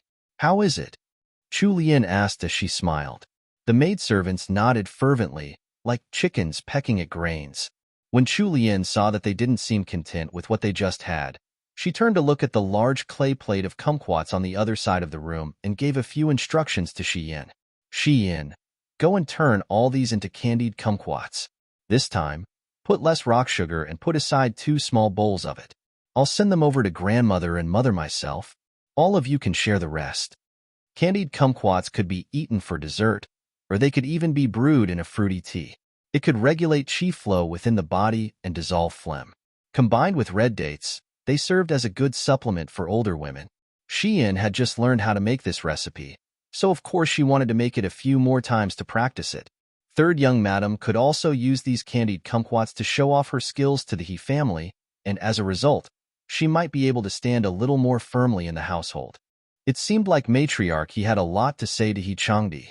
It was almost 11 a.m. before he came back. Although Chu Lian didn't really want to bother with him, since they were now a married couple, she had to go through the motions out of courtesy. The 2 of them were to eat their midday meals together in their own courtyard. After sending a little maid over to the kitchen to pass the message, after 20 minutes, the kitchen would send maidservants over with the food. Mingyan laid out the dishes together with 2 other maidservants before escorting Chu Lian out of her room for the meal. He Changdi had gone to his study after returning from the matriarch's place, so senior servant Gue went over to inform him. Chu Lian hadn't eaten much in the morning, and the pastries that Xian had specially brought back from the kitchen weren't to her liking. Although she had eaten 2 candied kumquats, those sweets couldn't fill her stomach. She had finally managed to make it to the midday meal, and she was hungry. Mingyan escorted her to the parlor. Chu Lian's expectant gaze was already fixed on the table from a distance away. However, upon seeing the 4 or 5 dishes arranged there, her shining gaze dulled with disappointment, like a little girl whose lollipop had been taken away. What was this? The people of the Great Wu dynasty were clearly well-dressed. Things here looked about the same as in the Tang dynasty. However, why was it that their meals were this poor? Look at what's on the table. There was a pancake one as big as her palm, made out of some ingredients she couldn't identify.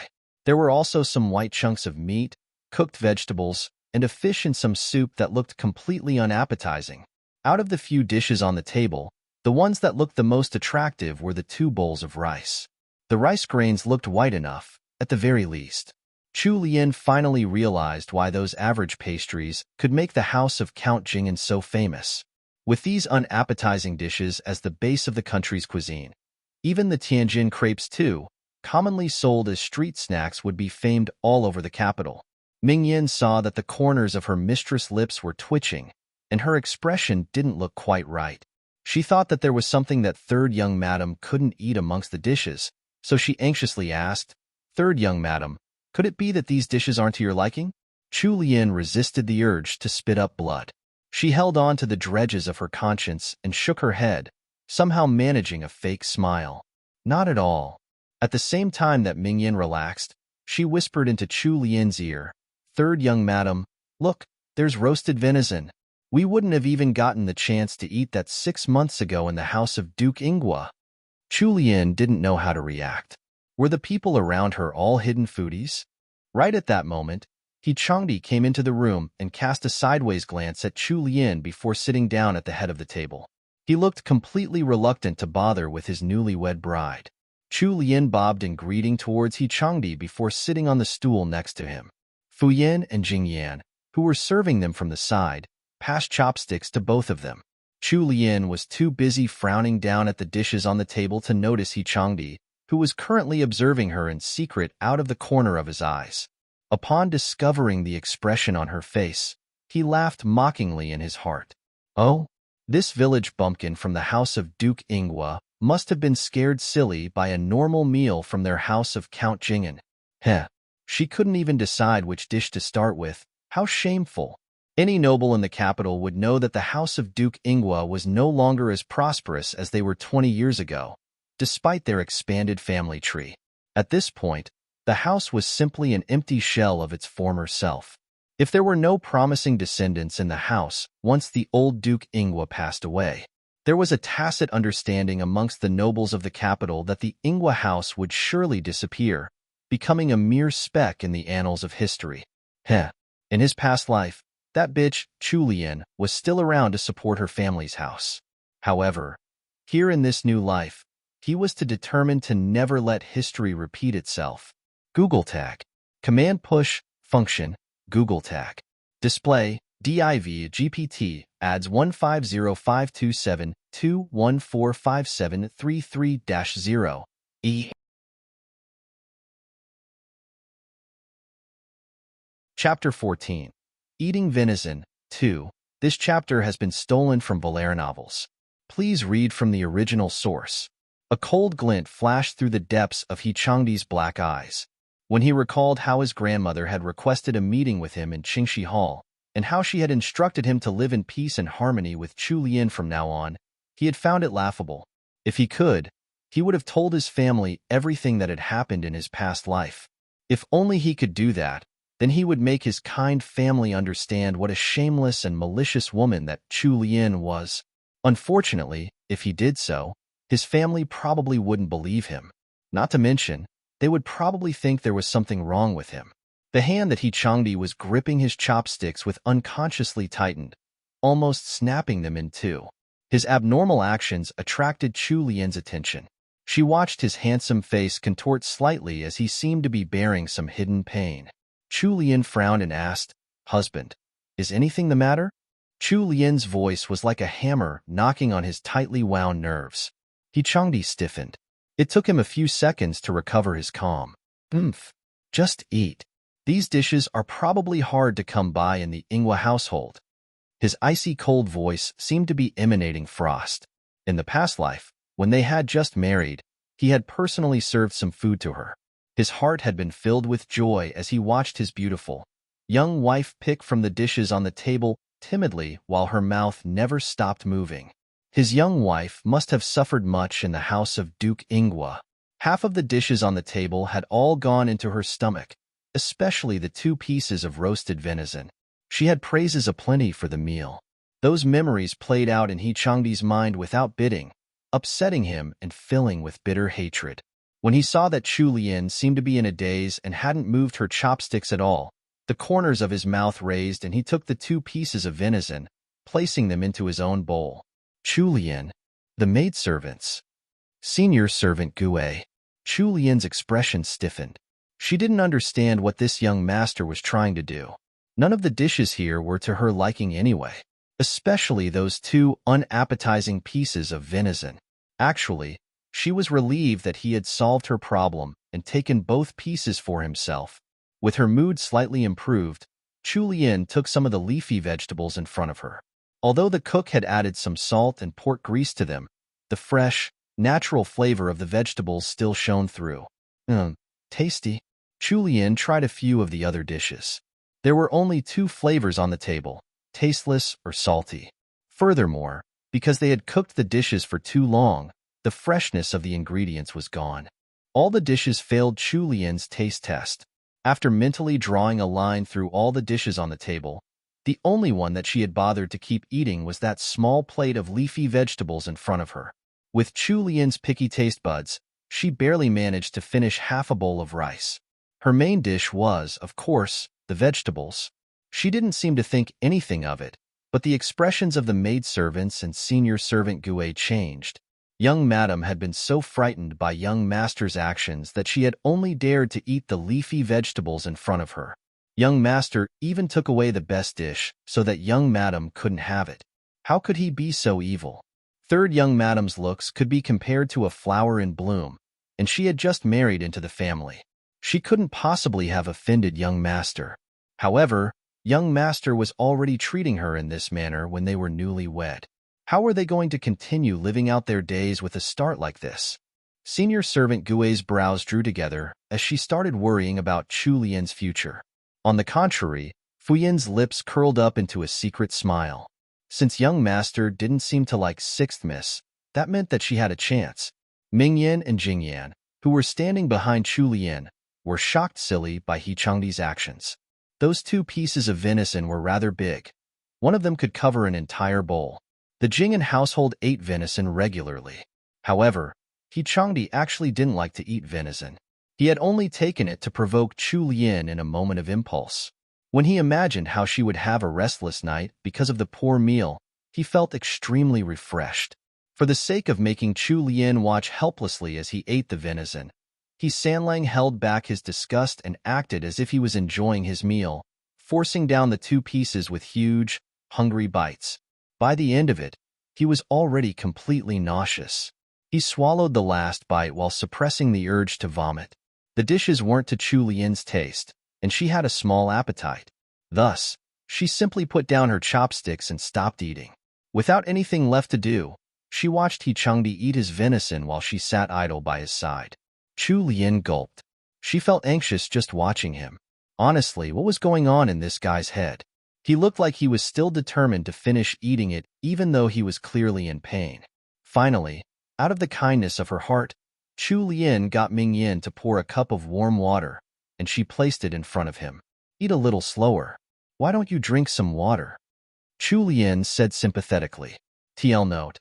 I couldn't find any pictures of unappetizing venison, but who wants to see that anyway? We're here for the romance pictures of good food. Drools.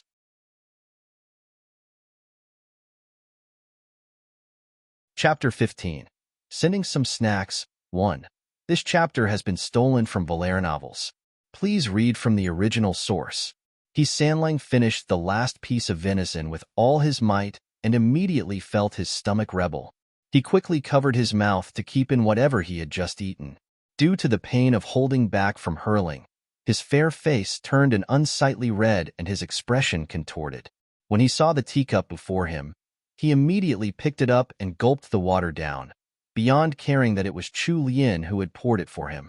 Chu Lian looked at him with a combination of surprise and shock, eyes widening. Once he had finished swallowing it all down, He Chengdi turned his fierce glare onto Chu Lian. He wore an extremely unnatural expression, like that of a man trying to flaunt his Pyrrhic victory. Finally, he left the parlor in a hurry. Right after He Sanlang left, Chu Lian made a noise of sympathy in the direction he had gone. That guy had run so fast, he must have gone to look for a place to throw up. As expected, after He Sanlang strode out of the courtyard, his usual handsome self was nowhere in sight as he held onto a camphor tree and puked his guts out. The poor guy felt like he was about to throw up everything in his stomach, including the food he had eaten at the wedding banquet yesterday. After he had purged from his gut all the venison that he had scarfed down, Changdi looked up with a pale face and rubbed away the remnants of vomit from the corners of his mouth. He stared in the direction of the courtyard with a deep and serene look. Upon recalling Chu Lian's extremely aggrieved expression and how she had stopped herself from speaking, the pain he had gone through felt almost worth it. When he had reincarnated back into this life, it was already too close to the wedding day, so he couldn't change their marriage. However, as long as he existed, that wicked woman had better think twice about passing her days in peace. Meanwhile, the object of Changdi's curses and bad thoughts was currently bored stiff, staring at the still full dishes on the table with a blank face. Senior servant Gue used the serving chopsticks to place some fish in third young madam's bowl, her eyes slightly red. Third young madam, third young master isn't here anymore. You didn't eat enough, so please eat a little more. Chu Lian shook her head. I'm not eating anymore. I'm already full. Just clear the table. Ming Yin hurriedly tried to persuade her otherwise. Third young madam, please don't worry. Third young master went out, and he won't be back so soon. Although this perch isn't as delicious as the venison, it's still something we don't get to eat very often. Why don't you try a small mouthful? Chu Lian finally realized what was happening. She looked up at senior servant Gue and the maidservants, stupefied. She smiled and sighed, helpless in the face of their concern. Did you think that I didn't dare to eat because I was scared of my husband?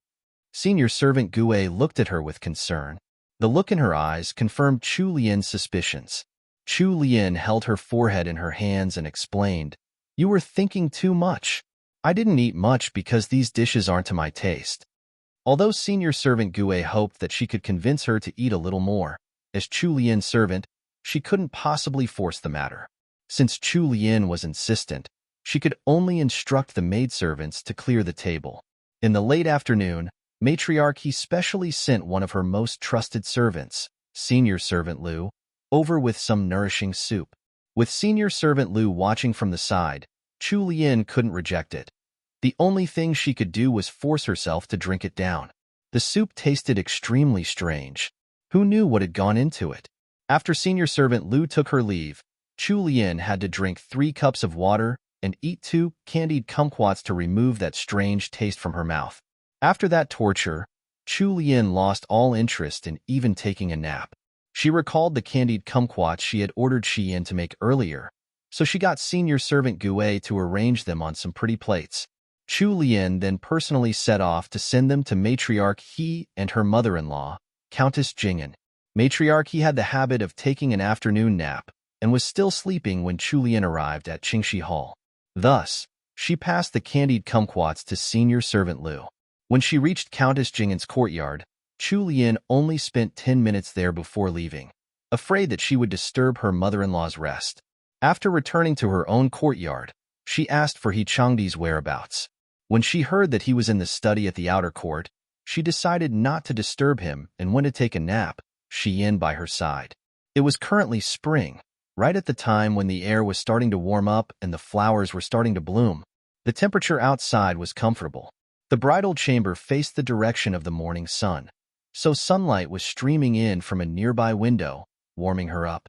Xian let down the thin, red curtains on the sides of the bed and left her alone, lying in the exquisitely made bedchamber. Chu Lian rolled about on the soft, fragrant bed, carefree and relaxed. Following that, she placed her arms behind her head and stared at the auspicious drawings on the roof of the bedchamber. Although the husband she had married was completely different from the novel's Changdi, Chu Lian didn't feel any regrets or fear. She was naturally optimistic and independent, and had never ever been pessimistic in her life. Back in the modern world, she had been an orphan who had built her own business from scratch. However, she hadn't made many friends, and had never found her better half. Although she had come to the Great Wu dynasty by accident, living here or living in the modern world was all the same to her. Besides, she was 10 years younger here, and had even gotten a free handsome husband to boot. Although it was true that her husband was a little strange, Chu Lian wasn't discouraged. If she could easily pass her days with her husband, then she would do her best to do so. If they really couldn't get along, She could just live as a layabout as a member of the Jing'an household. She would be fine as long as she didn't do anything stupid like the original female lead had. As for Changdi, if he really didn't like her, there was nothing she could do. She had transmigrated into this world on her wedding day, so everything had already been set in stone. In this ancient era, canceling a marriage contract, especially one involving the alliance of two families, wasn't something that could be done by just signing a divorce certificate at some bureau. So far, there was no danger in staying in the Jing'an estate. Her top priority now was to improve her lifestyle. Right, she should start with her food. Dressed in a thin nightgown, Chu Lian had her legs crossed while lying down on the bed. While thinking up some plans to improve her meals, she wiggled her little feet, completely comfortable in her new environment. However, for some reason, she began to feel hot all over.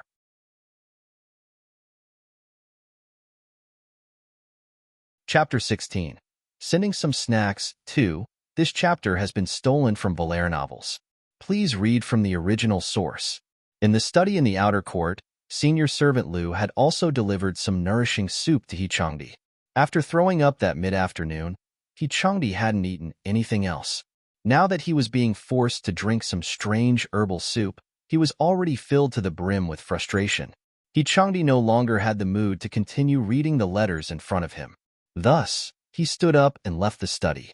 Lai Yue, his personal manservant, was dozing off while guarding the door outside. Changdi kicked him to relieve some of his frustration, startling Lai Yue awake. He wiped away the drool at the corner of his mouth and hurriedly asked, "Young master, where are you going at this time?" Changdi cast a sideways glance at Lai Yue and was about to reply that he was returning to his courtyard. However, he instantly remembered that the wicked woman, Chu Lian, was staying there, so he turned and headed to his mother's courtyard instead. "I'm going to visit mother." Lai Yue scratched his head and followed behind third young master, confused. There were 3 great occasions in a man's life: meeting a friend in a foreign land, getting married, and ranking on the imperial examination. Third young master had just gotten married, and third young madam was such a beauty. Why was third young master walking around with such a dark look on his face, as if the entire world owed him 300 taels of silver and no one was paying up? When Changdi reached his mother's courtyard, Countess Jing'an was currently walking about in her room with the support of one of her personal maidservants.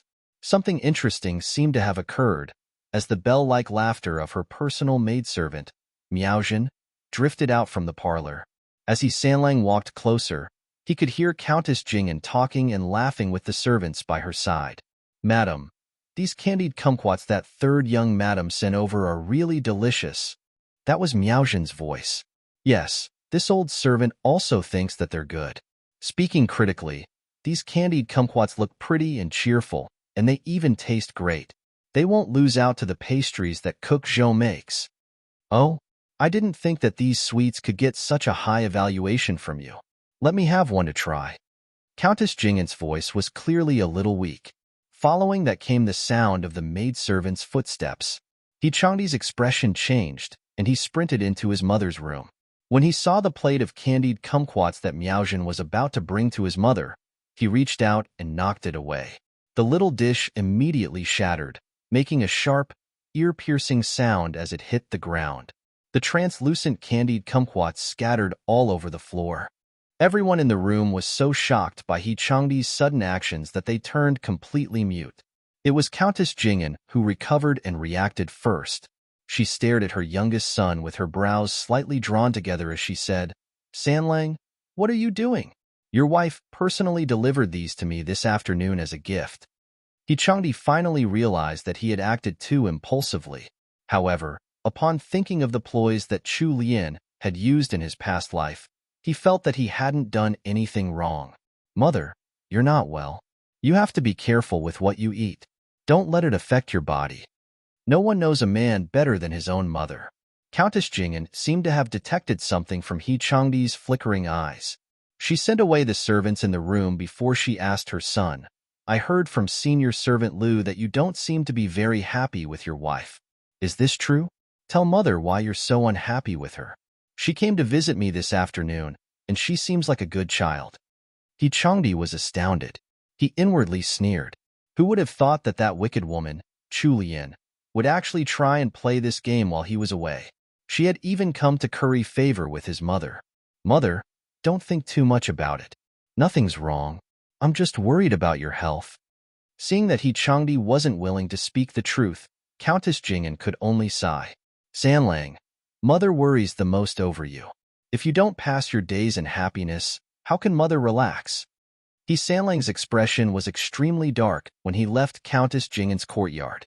By this point, he had already heard of what Chu Lian had done earlier in the afternoon, so she had been up to something while he wasn't around. He walked towards his courtyard in a huff. Liyue scratched his head as he followed behind his master.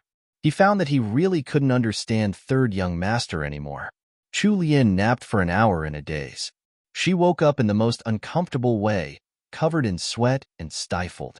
Thus, she ordered Jingyan and Mingyan to prepare a hot bath for her. She had just entered the fragrant hot bath when she heard Mingyan's alarmed voice outside. Third young master, it's not convenient to meet third young madam at this time. Please wait for a moment before going in.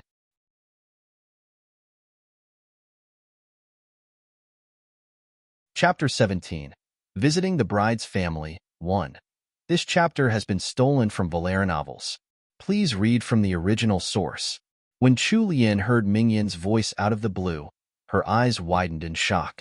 It took her a while to react, and when she did, she quickly grabbed a dry cloth hanging on the screen nearby to cover her chest. Immediately after, she could hear the sound of He Changdi's heavy footsteps coming closer and closer. In the midst of his rage, He Sanlang simply charged right in. The bathroom was filled with dense steam, and a nice fragrance lingered in the air. Water splashed out of the bathtub as the girl inside hid in a corner of the tub, panicking as she clutched a wet cotton cloth to her chest that barely protected her modesty. However, Chu Lian didn't realize that this cotton cloth meant for drying off after a bath was very thin. Once it got wet, it was practically translucent. By placing the nearly transparent cloth over her chest, it was 100 times more enticing than if she hadn't used it at all. Although she was submerged in the water, due to her intense panic, her chest was heaving from her heavy breathing. The shapes of rounded peaks and small pink dots bobbed up and down underneath the wet cloth cover, playing a game of hide-and-seek. This unintentionally captivating sight shocked He Changdi so much that, upon seeing her, he was rooted to the spot. All of his reckless fury had been completely drained out of him. Mingyan stomped her foot and, with a troubled expression on her face, was about to chase after him, but she was held back by senior servant Gue. What are you doing? It's young master who went in, not some stranger. Senior servant Gue warned her in a low volume. Mingyan tried to speak up. But what? Quick, come out with me. He Sanlang's fair face was covered all the way up to his hairline in a deep blush, just like a cooked lobster. The heat that he had been feeling had come back at some point, and a certain part of his lower body was currently standing at attention. Chu Lian was angry. He was the one who wasn't willing to consummate their marriage, and he had even gone out of his way to humiliate her on their wedding night.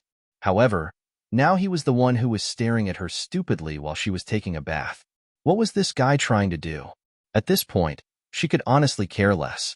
Chu Lian simply picked up a bar of soap and threw it at him, her lovely voice raised in anger as she shouted, "You, get out." After regaining his senses thanks to Chu Lian's delicate shout, He Sanlang's body stiffened as he noticed the desire that shouldn't have even existed in his mind. His face immediately turned as black as an inkstick. Grimacing, he glared at Chu Lian and shouted back, "You try to seduce me with looks like that? Dream on." On that parting note, He Sanlang tossed his sleeves and spun on his foot, striding out with as much dignity as he could muster, albeit a little stiffly. If he had managed to match his icy tone with an equally icy expression, then Chu Lian might have been angered enough to hop right out of the bathtub and pick a fight with him. However, his face had been completely red and his actions extremely unnatural.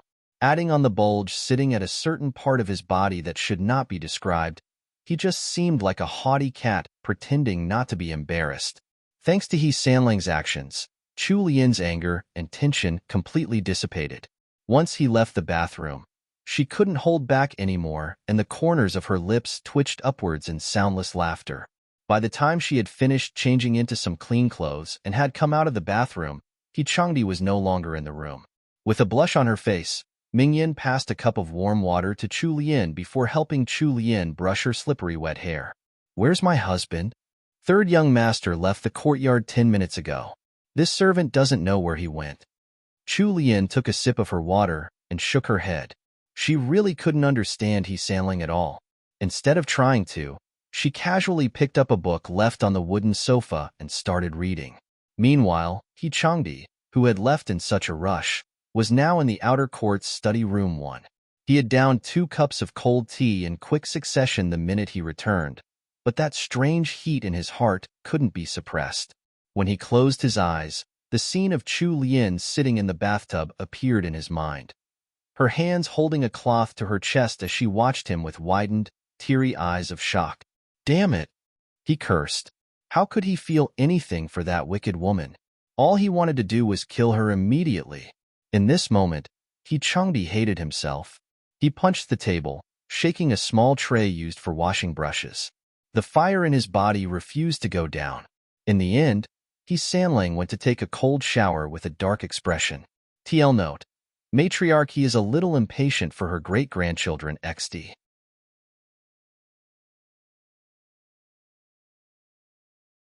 Chapter 18. Visiting the Bride's Family, 2. This chapter has been stolen from Volare novels. Please read from the original source. At night, He Changdi and Chu Lian attended a family dinner at the outer court's parlor room. After the dinner, the eldest son of the family requested a meeting with them. From the head of the table, He Changchi gave his brother strict instructions. "Sanlang, your wife is going to return to her maiden home tomorrow. One, promise me that you'll take care of everything and don't let our He family lose face. Understand?" He Changdi agreed expressionlessly. Chu Lian secretly gave her eldest brother-in-law a thumbs up. He Changchi was just like the novel had described. Although he looked a little rough, he was actually a careful person who treated his sister-in-law with consideration. As the saying, "an elder brother is like a father," goes, He Changchi was a good brother, without a doubt. He must have seen how they weren't getting along, so he had gotten them to stay back just to give a reminder to He Sanling. "Sister-in-law, my brother was spoiled rotten by my grandmother and mother. Please be more understanding with him." Chu Lian hurriedly gave a greeting and replied, "Yes, older brother." He Changchi only spoke a few more words to them before letting them go. By this time, the entire Jing'an household was already covered in the darkness of night. Only the corridors and pathways were lit up by lanterns. The lantern light was dim, so Chu Lian couldn't see He Changdi's expression clearly. She could only feel that he was in a bad mood, like a caged beast. What had happened to the cheerful and famous He Sanling of House Jing'an from the novel? He had just gotten married. This should have been the happiest time of his life. Why was he acting this way? Chu Lian tossed a few glances at him. She had interacted with many people in her career. Although she didn't understand why this He Sanling was different from the original character in the book, or why he seemed to hate her, she knew that he wouldn't tell her anything if she asked him right now. The two newlyweds should have been happily in love, but they were more like 2 cold porcupines, unwilling to get close to each other. Once they returned to their courtyard, He Changdi went straight to the study.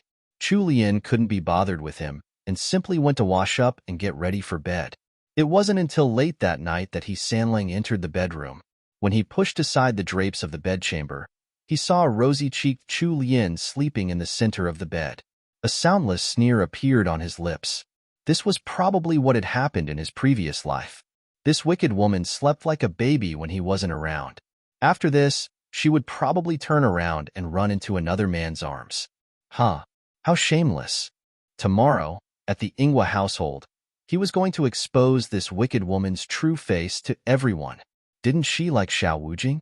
Then he would grant their wish to be together. He Sanling let the drapes fall. He turned around, hands behind his back, and left to sleep in the study. The next day was the day of Chu Lian's visit to her maiden home. The entire He family sent the newlyweds to the entrance of the estate. Under the watchful gaze of matriarch He, the frosty He Changdi walked over to Chu Lian's side and helped her up the carriage. He then mounted his horse and led a party of their family's private soldiers and servants, together with Chu Lian in the carriage, as they headed towards the Ingwa estate. By the time they reached the Ingwa estate's main gate, only an hour had passed. Old Duke Ingwa was waiting with a huge group of people by the entrance. Changdi first glanced at the group before purposely letting his expression warm up a little, acting as if he was surprised as he dismounted from his horse. This was what he had done in his previous life. The He family was small.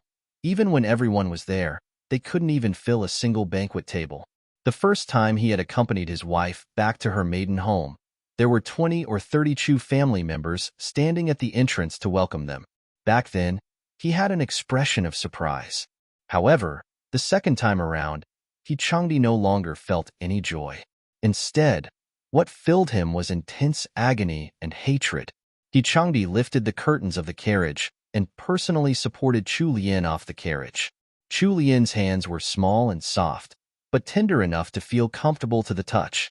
Changdi couldn't help but remember how his heart had almost leaped out of his chest the first time he had touched this pair of hands in his previous life. The memory left him feeling stifled. Once Chu Lian's feet had touched the ground, Changdi immediately took back his calloused hands. Chu Lian turned to look at the people gathered by the entrance. Although she had tried her best to reassure herself last night before she had fallen asleep, upon seeing this huge group of people from the Ingwa household in person, her heart still fluttered with anxiety. She didn't recognize a single one of them. Chu Lian inwardly wailed in anguish. She could only guess at some of their identities from the descriptions she had read. She lowered her head, feeling a little guilty. In the eyes of the people from House Ingwa, she seemed like a shy, blushing bride. Old Duke Ingwa came up to welcome them in himself. Although Changdi wasn't happy with the Chu family, Old Duke Ingwa still carried some power in court, so he couldn't dispense with courtesies in public. The newlyweds were led to Jushin Hall in the outer court by the whole group. Old Duke Ingwa had a generous, kind, and friendly personality. He was actually rather caring towards the younger generation as well. It was just that there were too many children in the Ingwa household, so he couldn't care for all of them. Chu Lian was the legitimate daughter of the second branch of the family, born from the deceased wife of the second master. However, her father had taken another wife, second madam, half a year after her mother had passed away. Thus, even though Chu Lian was a legitimate daughter, she wasn't looked upon too well by the second branch. Even her own father didn't care about her, let alone this grandfather of hers, the old duke who had a pile of matters to handle every day. It was the family of the eldest son who was managing the estate right now. If not for the lackluster younger generation, the old duke would have retired by now since he was over 70 years of age. However, he was still working hard in court for the sake of House Ingwa. It was enough to make people shake their heads in pity. Google tag. Command push, function, Google tag. Display, div GPT, add 150527214573-0. D. The younger generation of House Jing'an stood out amongst the young men in the capital. When old Duke Ingwa saw He Sanlang, he immediately took a liking to him, and even Chu Lian got a few glances from him as a result. Since Chu Lian had been born, and until she had left the household as a bride, she had probably only met old Duke Ingwa a handful of times. Her cousins from the first branch of the family, the ones who were currently managing the estate, could see that their grandfather had taken a shine to He Sanlang, so they treated Chu Lian a little better. Chu Lian simply stood in the middle of all the older ladies of the Ingwa estate, her head lowered and her body stiff, answering their questions from time to time. Luckily, Xian was there by her side to give her hints, or Chu Lian would probably have been exposed on the spot. Her eldest sister-in-law from the first branch, Madame Rong, noticed that Chu Lian seemed a little awkward in the midst of all the ladies. Thus, Madame Rong smiled and walked into the circle to help Chu Lian out.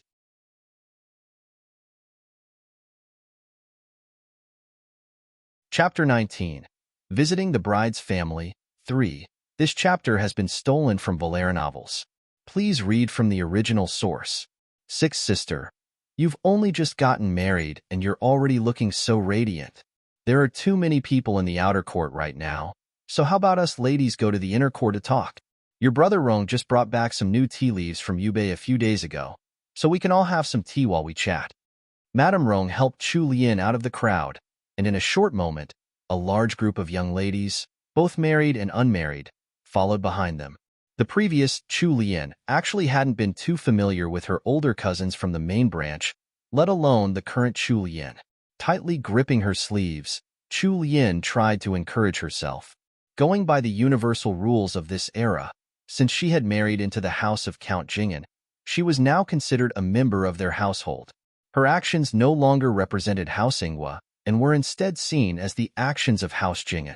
Thus, even though she was now back at the Ingwa estate and mingling with the people of the Ingwa household, she was here as a distinguished guest rather than a lady of their house. Although House Ingwa was long past its glory days, it was still a noble house. Furthermore, old Duke Ingwa seemed to have taken a liking to He Sanlang. No matter how jealous or unhappy these ladies might be, they wouldn't dare make trouble for her here and offend House Jingen. Anyway, in the original novel, these ladies hadn't made any trouble for Chu Lian when she had returned to her maiden home. There had only been 2 unhappy incidents and a meeting with a certain person, while everything else had gone smoothly. After thinking it through, Chu Lian's mind settled down, and her body relaxed as well. The crowd of ladies entered the inner court of the Ingwa estate in a cacophony of noise. Tea and sweets had already been prepared in a pavilion next to a flower garden. Sixth sister, you must have gotten used to the sweets of the Jingen estate. Surely the sweets of our estate can't be compared to those. The speaker was covering her mouth with a fan, but it wasn't enough to hide her sharp tone. It was the legitimate daughter of the main branch, the 5th Miss of the Ingwa household, Miss Su.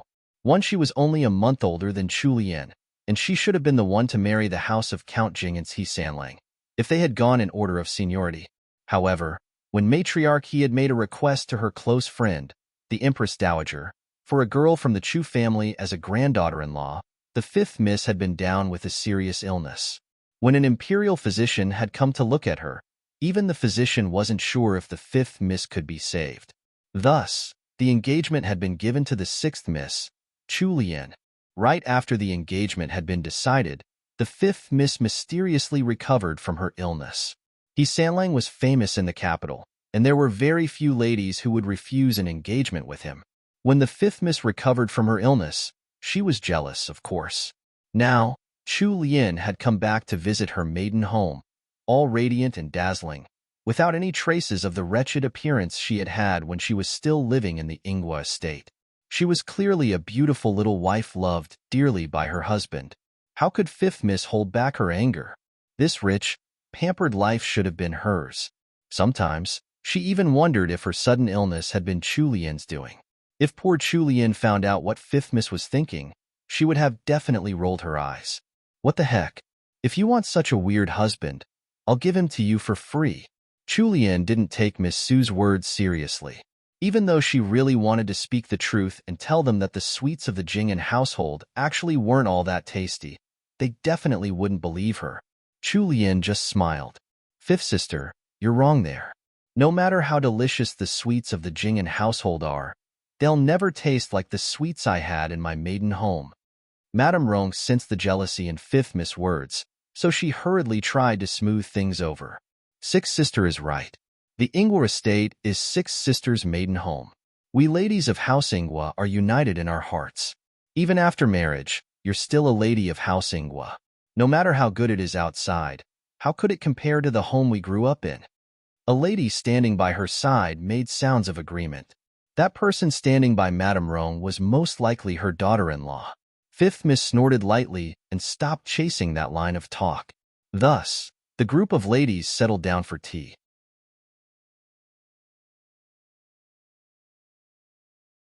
Chapter 20. Visiting the Bride's Family, 4. This chapter has been stolen from Valera novels. Please read from the original source. When Chu Lian saw from the corner of her eyes that one of Madame Rong's senior servants had gone to fetch the tools for brewing tea, her expression changed imperceptibly. She recalled that the novel had mentioned how Chu Lian had shown off her cincha brewing skills to this group of ladies on the day of her visit to her maiden home. Before she could think of a game plan, Madame Rong happily spoke up. 6th sister, we've long heard of how 6th sister is the best at brewing cincha in our house. I wonder if we could have the honor of tasting it today? Chu Lian's black eyes darted about. I can only do my best and hope my dear sisters won't laugh at my poor skills then. There was nothing to gain for the unmarried ladies if they competed with Chu Lian. This was a small group consisting of family members, and Chu Lian had already married out of the house. Thus, the ladies were smart enough to give Chu Lian some respect, at least for now. Other than the unhappy fifth Miss Su, everyone took turns asking about Chu Lian's life in the Jing'an estate, one after the other. However, Xian showed a little worry on her face as she served her mistress from behind. Sixth Miss had said that she didn't like to drink sancha anymore. She wondered if it would affect her brewing skills today. Chu Lian kept calm and maintained a gentle, charming expression on her face, without any trace of anxiety. Upon seeing this, Xian slowly calmed down as well, thinking that Sixth Miss was likely confident in her skills. Somewhere further away, without Chu Lian's knowledge, there was a slightly feminine-looking young man looking at her voraciously. Madame Rong's senior servant worked fast. Within a few minutes, she had already retrieved the set of tools required for brewing, and she placed them one by one on the stone table. The small pot used to boil water was right next to Fifth Miss, so Madame Rong asked Miss Su to pass the small copper pot to Chu Lian. Fifth Miss had already been looking for a chance to make trouble for Chu Lian. When Chu Lian reached out to receive the pot, Fifth Miss let go of the pot without waiting for her to hold it properly. Normally, Chu Lian would have been able to catch it safely. However, she had just been trying to think of a way to avoid showing off her sancha brewing skills, so she went with the flow and pretended not to catch it.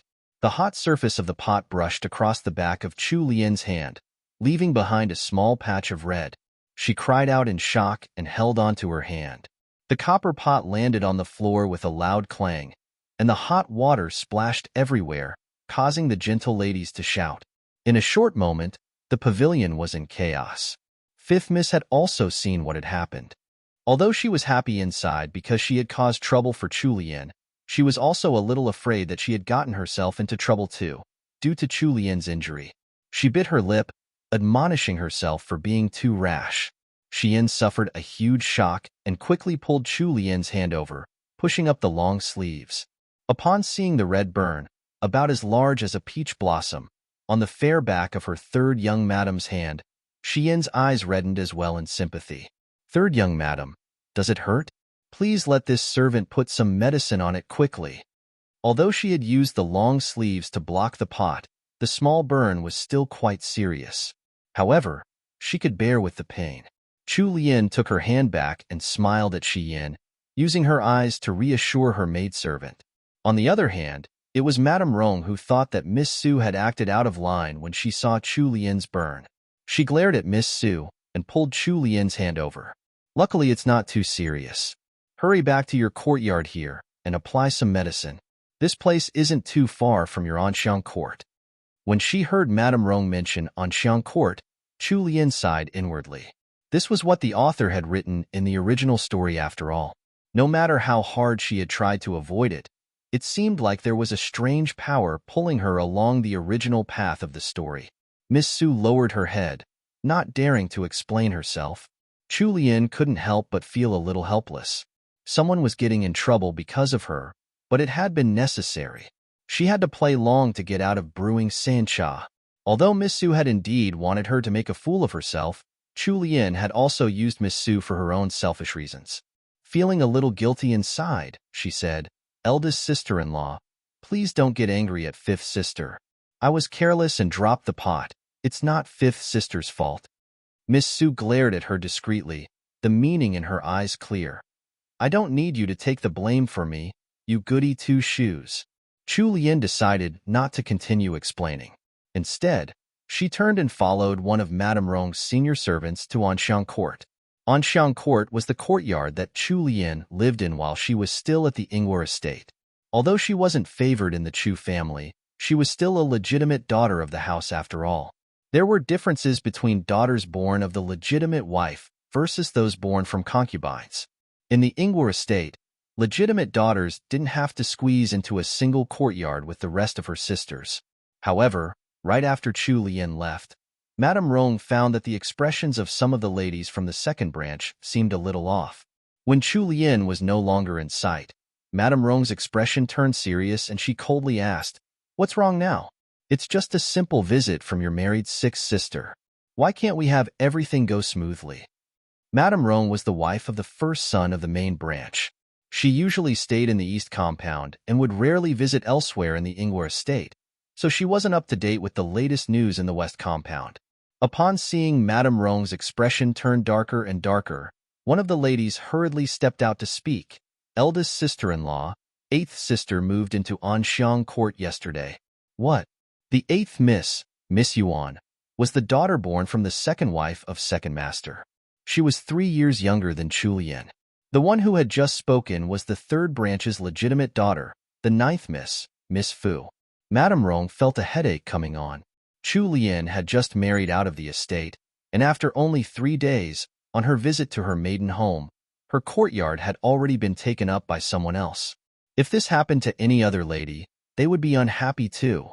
Grandfather was intent on striking up good relations with House Jing'an through sixth sister. However, sixth sister had just come back for a visit, and so many troublesome things had already happened. Would she even think of helping the Chu family in the future? You little Yuan. You're too thoughtless." Miss Yuan refused to admit any wrongdoing and raised her chin as she talked back at Madame Rong. "She's already married and no longer one of us. Why can't I move into Anxiang Court? I'm also one of father's legitimate daughters. My mother agreed to it too." Madame Rong's face flushed red in her anger. She tossed her sleeves and chased after Chu Lian. Seeing this situation, fifth Miss started to feel a little pity for Chu Lian instead. However, after remembering that Chu Lian had a handsome and caring husband, fifth Miss thought that she didn't deserve her pity in the slightest. With Xian supporting her at the side, Chu Lian recalled the events in the novel as she walked. Upon returning to her maiden home, the Chu Lian from the novel had also found out that her courtyard had been taken over. Aggrieved and angry, she had gone alone to the small bamboo forest in the inner court for a walk to clear her mind, leaving her maidservants behind. That was when she had met Xiao Bojian. Google Tag. Command Push Function Google Tag. Display div GPT add 150527214573-0. Chu Lian walked slowly as she made her way to Anxiang Court. She didn't have the mood to admire the rather impressive scenery by the sides of the path. The depths of her pupils were cool. She was no longer the original brain-dead female lead. Xiao Bojian was full of wild ambition. She wouldn't be interested in a man like that even if he were the last one in the world. However, Chu Lian didn't know that she already gained a follower on the path to Anxiang Court. He Sanlang had left the outer court with the excuse of going to the restroom, and he had been slowly following behind her, closely watching her every movement.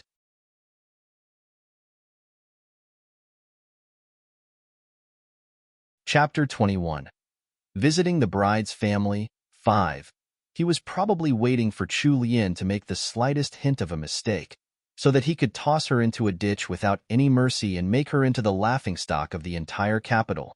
"Sixth Miss, we just have to pass through that arched doorway and make a turn, and we'll reach Anxiang Court. Please walk slowly, the path isn't very smooth here." Xian reminded her. She was sixth Miss' personal maidservant and had served by her side since they were young, taking care of every aspect of sixth Miss' life. She had spent the same amount of time in Anxiang Court as sixth Miss had. Now that sixth Miss had returned to her maiden home after marrying out of the household, Xian's memories of the past had been awakened. She completely forgot about calling Chu Lian third young madam. Xian's eyes were full of nostalgia, as if even a blade of grass could trigger her memories. She carefully helped Chu Lian slowly walk along the tree-lined path of the Ingwer estate. However, Chu Lian's mood was completely different from Xian's. She knew nothing about this place. All she knew was from that book, and that was her sole advantage here. After passing under the quaint doorway and walking past a garden full of azaleas, greenery came into sight. Chu Lian's eyes widened in surprise. This was Anxiang Court? An exquisite little residence sat in front of her, hidden in a dense bamboo forest. Only the corner of the eaves peeked out from the lush greenery. There was a small lotus pond with a decorative mountain inside the water, right in front of the residence. Based on the features of the land and the scenery, It was indeed a nice place to live. However, since this courtyard was covered in bamboo, could someone tell her exactly which bamboo patch Xiaobojian was hiding in? Where had the original female lead met him? Xian looked extremely happy. She pointed to a part of the bamboo forest and said, "Sixth Miss, look at this. The shoots by the mottled bamboo have already grown out. It's just been a few days, and they've grown really fast. You were even saying that we could dig them out and make pan-fried bamboo shoots to eat just a few days ago." Chu Lian was completely speechless. Could she not talk about bamboo? This garden was full of it, and she wasn't a botanist. How was she supposed to know which ones were the mottled bamboo she was talking about? All she wanted to do now was leave this damn place. Chu Lian purposely sucked in a breath at the right time, coupled with a grimace. Xian heard the sound and checked the burn on her hand anxiously. "Sixth Miss, does it hurt? This servant will look for some burn salve for you right now." This servant still remembers that the salve was in the cabinet by the parlor in the outer hall. Madame Rong's servant also quickly supported Chu Lian as they headed towards that residence. However, just as they reached the hallway of the residence, they spotted two unfamiliar maidservants eating melon seeds while skiving.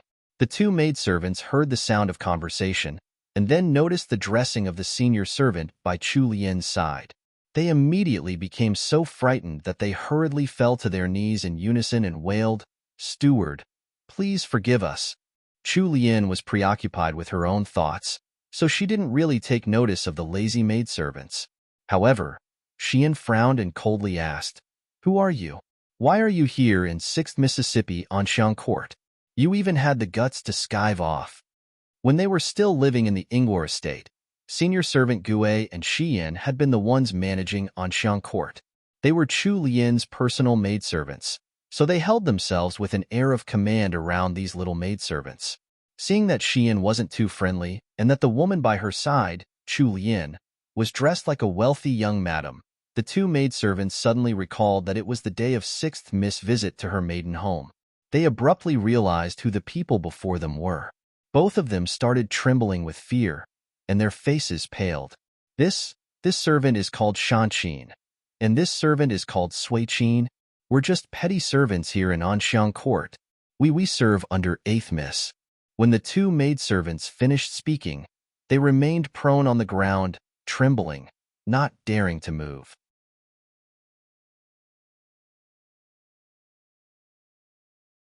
Chapter 22. Visiting the Bride's Family, 6. This chapter has been stolen from Valera novels. Please read from the original source. When she heard the maidservant's reply, Xian clearly looked stunned. Without waiting for her to react, a tall maidservant, wearing lake green clothing, walked out of the residence. "What are you making so much noise for? You're disturbing my sleep. All you wenches know how to do is shirk your duties all day. Wait until 8th Miss comes back. Let's see if we'll punish you by breaking your legs." Xian was very familiar with that voice. It was Xiaoqin, who served 8th Mississippi. Back when they were living in the Ingwar estate, the two of them had always been at loggerheads. Xiaoqin often spoke badly of 6th Miss behind her back. It was obvious that Xiaoqin hadn't known that Chu Lian and the others were outside. It wasn't until she walked out that she spotted Chu Lian and Xian. 6th Mississippi. Xiaoqin gulped and greeted Chu Lian with a guilty conscience. As if she had just recovered her senses, she bobbed in greeting to Chu Lian as well. Xian's expression was now extremely ugly. The senior servant who had accompanied Chu Lian here had also realized what had happened. Right after 6th Miss had left the house to get married, her courtyard in her maiden home had been taken by someone else. They hadn't even waited until after her customary visit to take it over. Anyone would be furious at this. You've gone too far." Xian couldn't resist protesting this unfair treatment for her mistress. The senior servant's expression didn't look too good either. She inwardly scolded 8th Miss for not knowing better. Even if 8th Miss had taken a liking to this courtyard, she should have waited for a period of time before moving in. Yet, she had moved in this quickly anyway. This was practically a slap on the face to the dignity of the house of Duke Ingwa. Furthermore, it was her mistress who was in charge of the Ingwa household at the moment. In the end, the blame was likely going to land on her mistress. Xiaoqin looked down. After getting scolded by Xian, she had calmed down. Anyway, 6th Miss had already married out of the house, so this courtyard was going to be 8th Miss sooner or later. Daughters who married out of the house were like spilled water one. They would live far away from the estate. It was better to bear the ire of 6th Miss rather than offend 8th Mississippi. After arranging her thoughts, Xiaoqin stopped being afraid of the consequences. This is 8th Miss residence. Sister Xian, please mind your words. Xian almost fainted from the force of her anger when she heard Xiaoqin's words. However, upon thinking of Chu Lian and realizing that she was probably the one who was the most hurt and angry at the moment, she hurriedly turned to reassure Chu Lian. 6th Miss, please don't get angry. However, Chu Lian shook her head unexpectedly. The corners of her mouth even carried the traces of a warm smile as she spoke. I'm not angry. What's there to be angry about? I'm already married and I can't live here anymore. It would be such a waste if this place were kept empty. Why not give it to my sister, so she doesn't have to squeeze in with the other daughters of the house? However, this residence is close to a pond. Now that the weather's getting warmer, 8th sister should be careful of the mosquitoes. Xian thought back to the days when she used to live in this residence with 6th Mississippi. They were surrounded by a bamboo forest and located next to a pond. During summer nights, the mosquitoes would come out in full uproar. Before you even realized it, you would have a few extra red bites on your body that both hurt and itched. Summer was the toughest season for them back then. Other misses only saw the beautiful scenery of this Anxiang court and had never experienced the pain of living here. Now that she knew how that arrogant, unruly 8th Miss was going to suffer like they once had, Xian cheered up immediately. Momo, would it be possible to take me over to eldest sister-in-law's place for some medicine? Chu Lian asked, smiling as she addressed Madame Rong's servant. The senior servant couldn't react in time for a moment. After she finally regained her senses, she warmly replied, 6th Miss, of course it's possible. Eldest Madam has a bottle of high-quality snow cream that can treat burns. This old servant will guide you there. Chu Lian had just turned around when she heard a delicate voice angrily shout, Chu Lian, don't think that I'll move out of Anxiang Court just because you said that. I'm telling you, Anxiang Court is mine now. Don't even think about staying here another night from now on. Chu Lian had just relaxed after solving the problem before her. She was really tired now. Was Miss Yuan just fated to be at odds with her? They had already resolved the issue, but she was still coming after her and trying to add on to her troubles. TL note: Miss Yuan equals 8th Miss, in case anyone missed it. 3.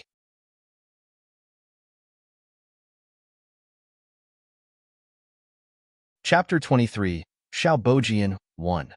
The moment Chu Lian turned around, she saw the 8th Miss, Miss Yuan, standing at the entrance to the courtyard, looking both flustered and exasperated. However, Chu Lian's expression wasn't the calm mask hiding a trace of anger that Miss Yuan had expected. Not only that, but Chu Lian was even smiling generously at her. Actually, upon remembering how Miss Yuan was to marry a bastard of a husband in the future, Chu Lian was full of sympathy for her. Since 8th sister likes this courtyard so much, it must be fated for you. There are a few spots in this courtyard where it's nice to admire the scenery alone. They'll get Xian to point them out to you later. Miss Yuan stared at her with an incredulous look, eyes wide, trying to see into Chu Lian's thoughts. What was going on? That calm person before her was 6th Miss? The same 6th Miss who would start a fight with her over the smallest little things in the past? All 6th Miss had done in the few days they hadn't met was leave the house to get married. But in those past few days, it was like her entire aura had changed. Miss Yuan glared hard. They were both legitimate daughters of the second branch. Back when they were both still living in their maiden home, it was this 8th Miss who had interacted the most with Chu Lian. The two of them had often quarreled over minor matters. However, 8th Miss had second madam to support her, so it was Chu Lian, of course, who lost every time. During those years, the only thing that Chu Lian had to show off in front of Miss Yuan was this residence. For the sake of frustrating Chu Lian, the moment she had left the estate, Miss Yuan had begged her mother to let her have this residence. She wanted to see Chu Lian holding back her sadness as she returned to her maiden home, only to see that her place here had been taken already. However, Chu Lian didn't look the slightest bit moved right now, let alone upset over it. This was completely not what Miss Yuan had expected. How could she be happy with this outcome? It was as if she had punched cotton. Even though she had put all her might into the blow, even though she had struck so hard that she had broken out into a sweat, the person she was trying to provoke didn't care about what she had done at all. You. Miss Yuan pointed at Chu Lian with an ugly expression, but she couldn't seem to finish her sentence. Madame Rong, who had rushed over just in time to see this, heaved a sigh of relief and glared fiercely at 8th Mississippi. She then walked towards Chu Lian with a smile on her face. 6th sister, come over to my residence instead. It's not too far from here. If 6th sister thinks it's too tiring, we can rest at the pavilion near He Court. They'll let the servants retrieve the cream. Chu Lian thanked Madame Rong and brought Xian along with her as she followed Madame Rong to He Court. The main branch of the Ingwa house lived in the east compound, and it was quite far away from the west compound. Chu Lian was afraid that she would encounter some unwanted trouble along the way, so she politely declined Madame Rong's offer to go to her own courtyard, and instead, they stopped at He Court. He Court wasn't too far from Anxiang Court, and there was no one living there right now.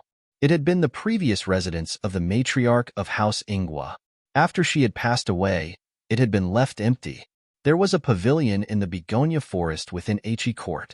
The scenery here was beautiful, and the Ingwa ladies liked to take walks here and have a peaceful break. Madame Rong seemed to be afraid that the ladies of the house would cause more trouble, so she didn't dare to let them follow along. Using the excuse of having a heart-to-heart talk with 6th Miss, Madame Rong brought Chu Lian away and personally accompanied her as they walked and chatted.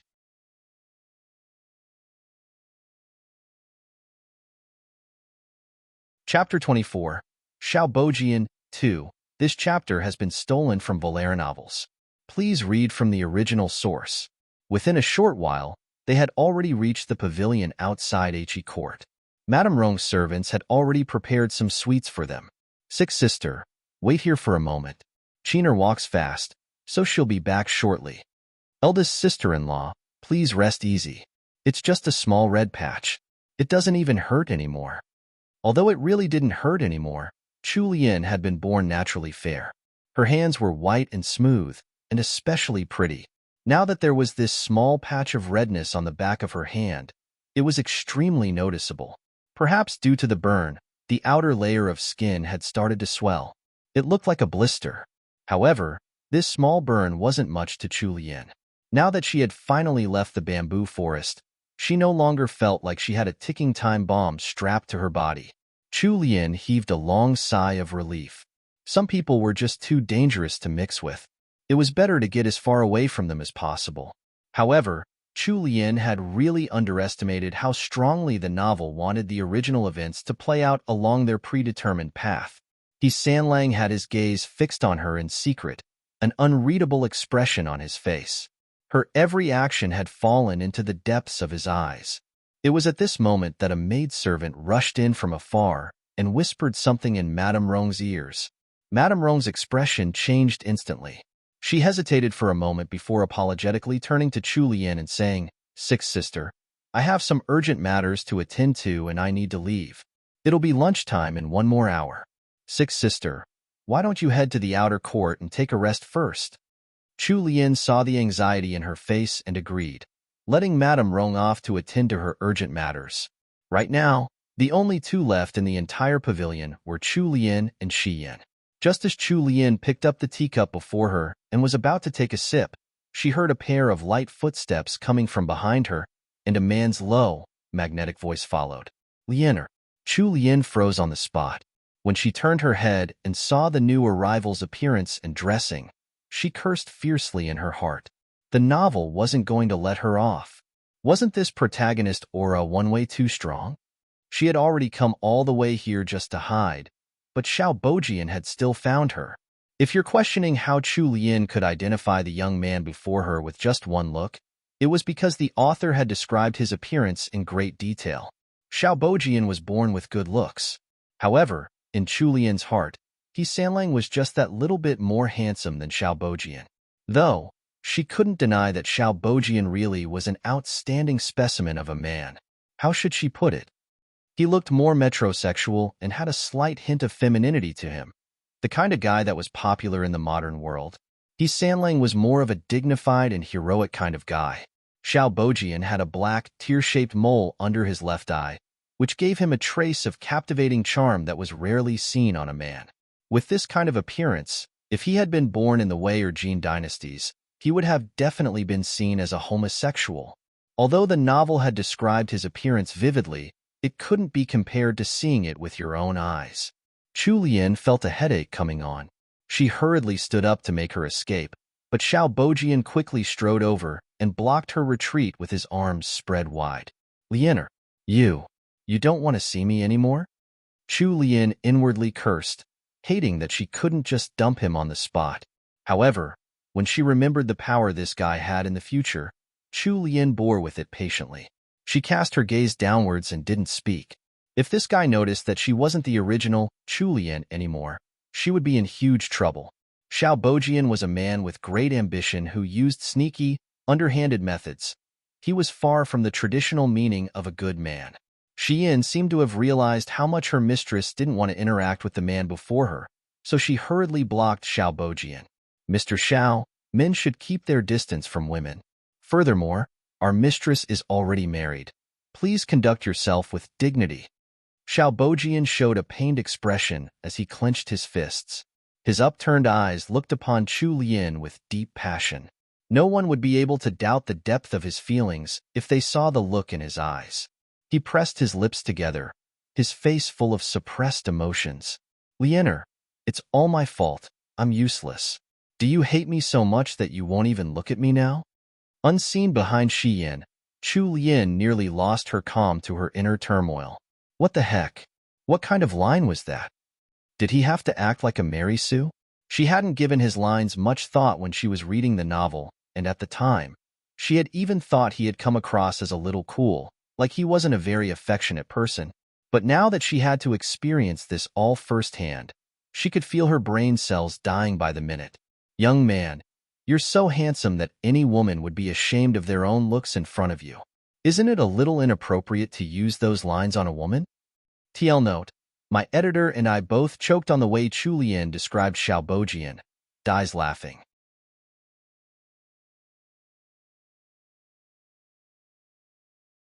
Chapter 25. Sanlang saves the day. 1. Chu Lian really wanted to refute him like this. I really don't want to see you anymore. Please don't try to arrange a meeting with me ever again. I'm not interested in you at all. However, Chu Lian couldn't say something like that. Instead, she leaned close and whispered into Xian's ear. Help me block him. Xian was a smart one. She immediately shielded Chu Lian behind her and drummed up the courage to speak to Xiao Bojian. Mr. Xiao, please leave. Our madam doesn't want to see you. If you're still going to continue forcing the issue, this servant will call the guards. Xiao Bojian didn't bother with Xian. He only stared dead-on at Chu Lian, who was still hiding behind Xian. He pushed closer step by step until the girls were forced into a corner of the pavilion. Behind them was a stand of flowering trees. It looked like they couldn't escape anymore. Lianer, please talk to me. Are you really not even going to look at me anymore? Have you forgotten about the promise we had? Xiao Bojian's eyes reddened, and he looked like he was struggling with some inner pain. Chu Lian had been observing Xiao Bojian in secret from behind Xian. When she realized his emotions seemed to be getting out of hand, her brows furrowed with tension. Xiao Bojian was only one of old Duke Yingguo's students right now. He was born in poverty and was 20 years old now. Last autumn, he had gotten first place in the provincial imperial examinations and had become the top scholar of Jiaqing Hall. Right now, he was living in the Yingguo estate to await the last 2 stages of examinations to become a court official, the metropolitan examination and the final imperial exam. Chu Lian knew that once the final imperial examination was over this year, Xiao Bojian would get the achievement of ranking first in 3 consecutive imperial examinations, displaying his extraordinary talent in the capital. It was around that time that the original female lead had really started to hook up with Xiao Bojian. Although Xiao Bojian was handsome and full of potential, Chu Lian didn't really like him. If she had to choose, she would pick Changdi. At least Changdi had a kind heart somewhere deep inside of him. He knew where to draw the line with his actions and wouldn't go too far. Those who didn't have any limits were the scariest. Xiao Bojian was undoubtedly that kind of person. Constantly trying to avoid him wasn't a solution. It was clear that Xiao Bojian had currently lost control of his emotions. Chu Lian gulped and managed to gather enough courage to raise her head, meeting Xiao Bojian's reddened, upturned eyes bravely. Xiao Bojian, no matter what we were in the past, I'm already a married woman. The past is in the past. You should go your own way, and I'll go mine. Chu Lian spoke resolutely. She was so nervous that the palms of her tightly clenched fists were soaked in sweat. Xiao Bojian could never have imagined that his long period of waiting would yield such a heartless response from Chu Lian. His face contorted with the force of his emotions, and he abruptly took a step forward. Lianer, you're joking with me, aren't you? That's not what we agreed on before you left to get married. You said that even if you were married to He Changdi, that you would find a way to leave him. You even said that I was the only one you had in your heart. As Xiao Bojian continued speaking, the trembling of his body became even more intense. The lady before him was so pretty and delicate, like a blooming peony flower. Her elegant beauty and that subtle fragrance gave him the urge to pull her into his embrace and protect her from the world. He couldn't bear to see her suffer the slightest bit of pain. He had accompanied this flower on her journey of growth.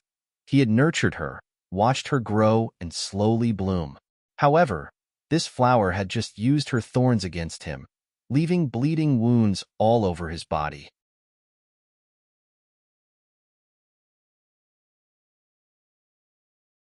Chapter 26. He Sanlang Saves the Day 2. Chu Lian had only wanted to make things clear with Xiao Bojian.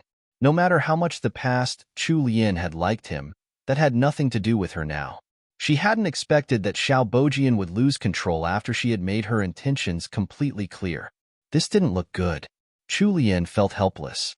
Why was everything exactly the same as in the novel, except for Xiao Bojian and He Sanlang? He Sanlang had become bipolar, and Xiao Bojian couldn't handle the slightest bit of emotion. Her dream of living a peaceful life was flying further and further away. Her demands weren't too outrageous, right? All she wanted to do was to live happily and peacefully as a layabout. She didn't want to attract any trouble at all. Xiao Bojian, we should all calm down. Some things can't be forced. Chu Lian really had her hands tied. This place was so remote and quiet, and it was also the day of her visit. All the maidservants in the inner court had gone to the outer court to help out, leaving not a single person to be found around here.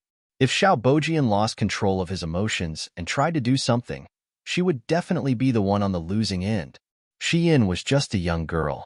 She couldn't hold a full-grown man back. The scorching gaze that had been fixed onto Chu Lian cooled down instantly. It seemed like Xiao Bojian couldn't bear with it any longer. He pulled Xian away and reached out to grab Chu Lian.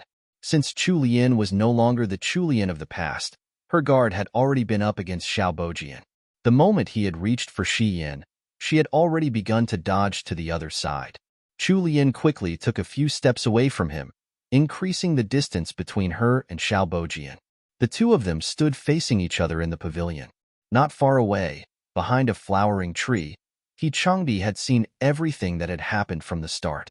From here, although he could see their every action, he couldn't hear what they were saying at all. However, in his eyes, it was Chu Lian who had found an excuse to rest here in this pavilion in He Court. Madame Rong had then left with her servants. Not long after Madame Rong had left, Xiao Bojian had walked out from wherever he was hiding to meet with this wicked woman. This was what that wicked woman had told him herself before he had died in his past life. He thought that she had made it up just to spite him. Who knew that it was all true?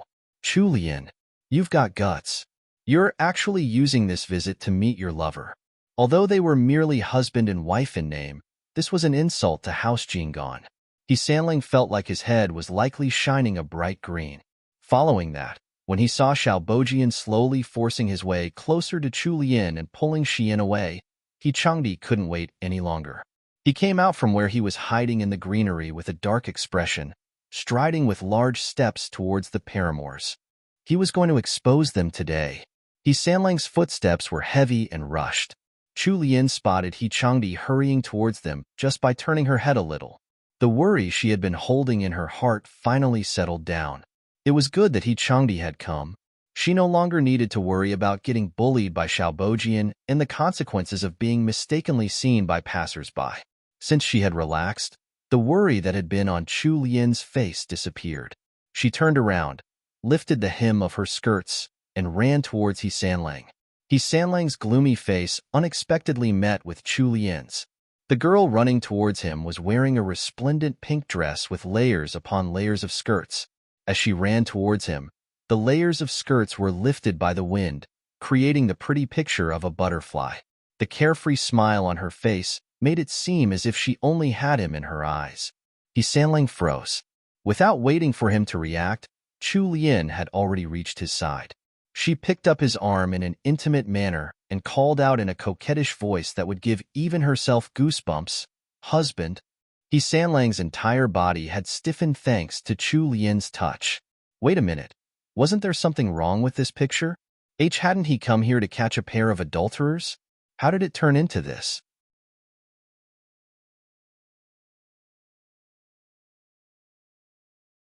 Chapter 27.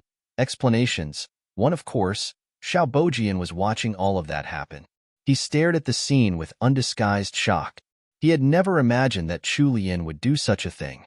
She had promised the rest of her life to him in secret before her marriage, yet she was now hugging another man's arm and acting like a spoiled child, completely dependent on her husband of only a few days.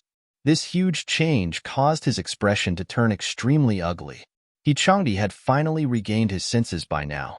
He was distressingly uncomfortable with Chu Lian's soft body pressing against his arm. All he wanted to do was get her off of him, and if that meant physically pushing this damned woman away, then he was all for it. However, Chu Lian clung to him like a leech. He couldn't move her at all. With the distance of 10 or so steps between them, the two men met gazes. Sparks were almost visible in the air between them. In the end, it was He Sanlang who shifted his eyes away first.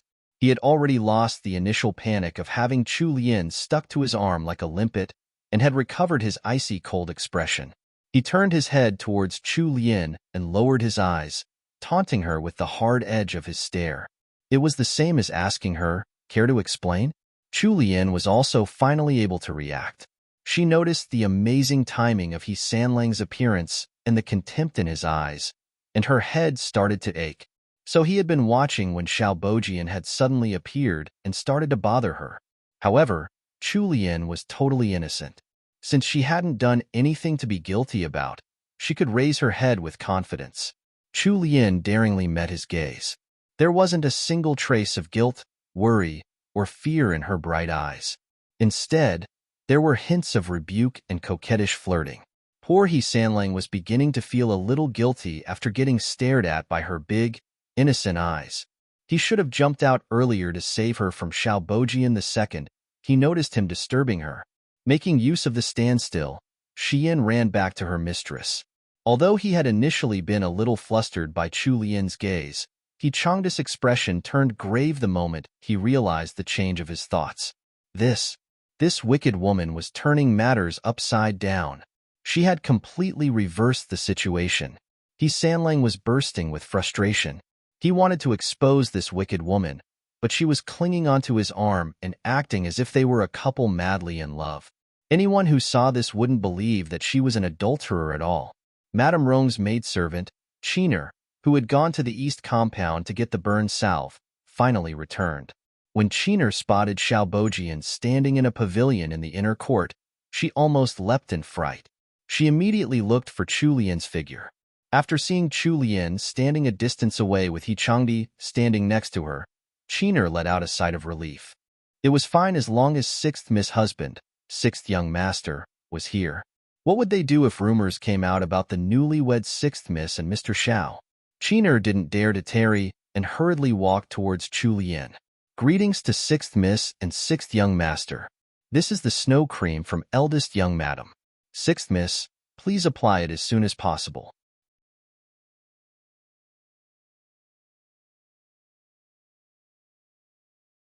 Chapter 28 Explanations 2. This chapter has been stolen from Valera novels. Please read from the original source. Xian received the snow cream from Qiner and pulled up Chu Lian's slightly long sleeves. She then gently applied the milky, translucent cream onto the slight swell of the blister on the back of Chu Lian's hand. It hurt a little when Xian touched it, so Chu Lian jerked out of reflex. Her brows started to furrow. Xian's heart ached for her mistress. "Sixth miss, please bear with it for a moment. It will be done soon." Sanlang was standing next to Chu Lian, so he could see that burn on her hand out of the corner of his eyes. His brows also unconsciously began to draw together. After Xian applied a thin layer of the snow cream to the blister, Chu Lian carelessly used her sleeve to hide it. Sanlang turned away like he had been caught staring at something he shouldn't have. Xiao Bojian was still standing in the pavilion, refusing to leave. Changdi's expression changed, and he instantly became a polite, elegant gentleman. "Mr. Xiao, what a coincidence this is, meeting you here." This was the inner court of the Ingwar estate. Men unrelated to the family were generally not allowed into the inner court. Thus, Changdi's tone was full of undisguised mockery. Xiao Bojian didn't give a reply. His gaze rested on Chu Lian for a moment, darkness swirling in the depths of his eyes, pressuring Chu Lian. Xiao Bojian made a cupped fist greeting one to Changdi. The corners of his lips curled up at a strange angle. It looked like a mix of mocking in return, as well as determination to obtain the object of his desires. He then turned and vanished into one of the gardens of the Ingwar estate. Qiner stared in a daze from the side. Although she wanted to report this to Madame Rong, she had felt Xiao Bojian's icy gaze linger on her before he had left, so she subconsciously decided to keep whatever she had seen to herself. Xian could sense that the air between Sixth Miss and young master wasn't right, so she tried to interrupt. "It's almost time for lunch at the outer court." Xiao Bojian had finally left. Although the last look he had cast at her before leaving made Chu Lian feel extremely uncomfortable, she was going to live in the Jing'an estate from now on. They were probably never going to meet again, so she didn't need to worry about it for the time being. The hold she had around Sanlang's arm loosened. Sanlang felt the change and tossed away Chu Lian's arms forcefully, coldly harumphing once. Following that, he bent down and whispered to her in a voice that only the two of them could hear. "My dear wife, I would love to hear your grand explanation for today when we get back home." Then he pulled away, letting the threat linger with her. Chu Lian inwardly wailed in anguish. Xiao Bojian had come to find her of his own accord. How was she supposed to explain that? She had even been trying to avoid him. After that, it was time to eat lunch with the various senior family members in the Ingwar estate. The men and women sat in separate areas. Old Duke Ingwa personally accompanied Sanlang to drink over at the men's side, while it was much more casual for Chu Lian. In the beginning, Madame Rong led a toast for Chu Lian. Then, they simply had lunch in quiet. Chu Lian wasn't familiar with the madams and ladies of House Ingwar at all, so she naturally didn't have anything to say. Google tag. Command push, function, Google tag.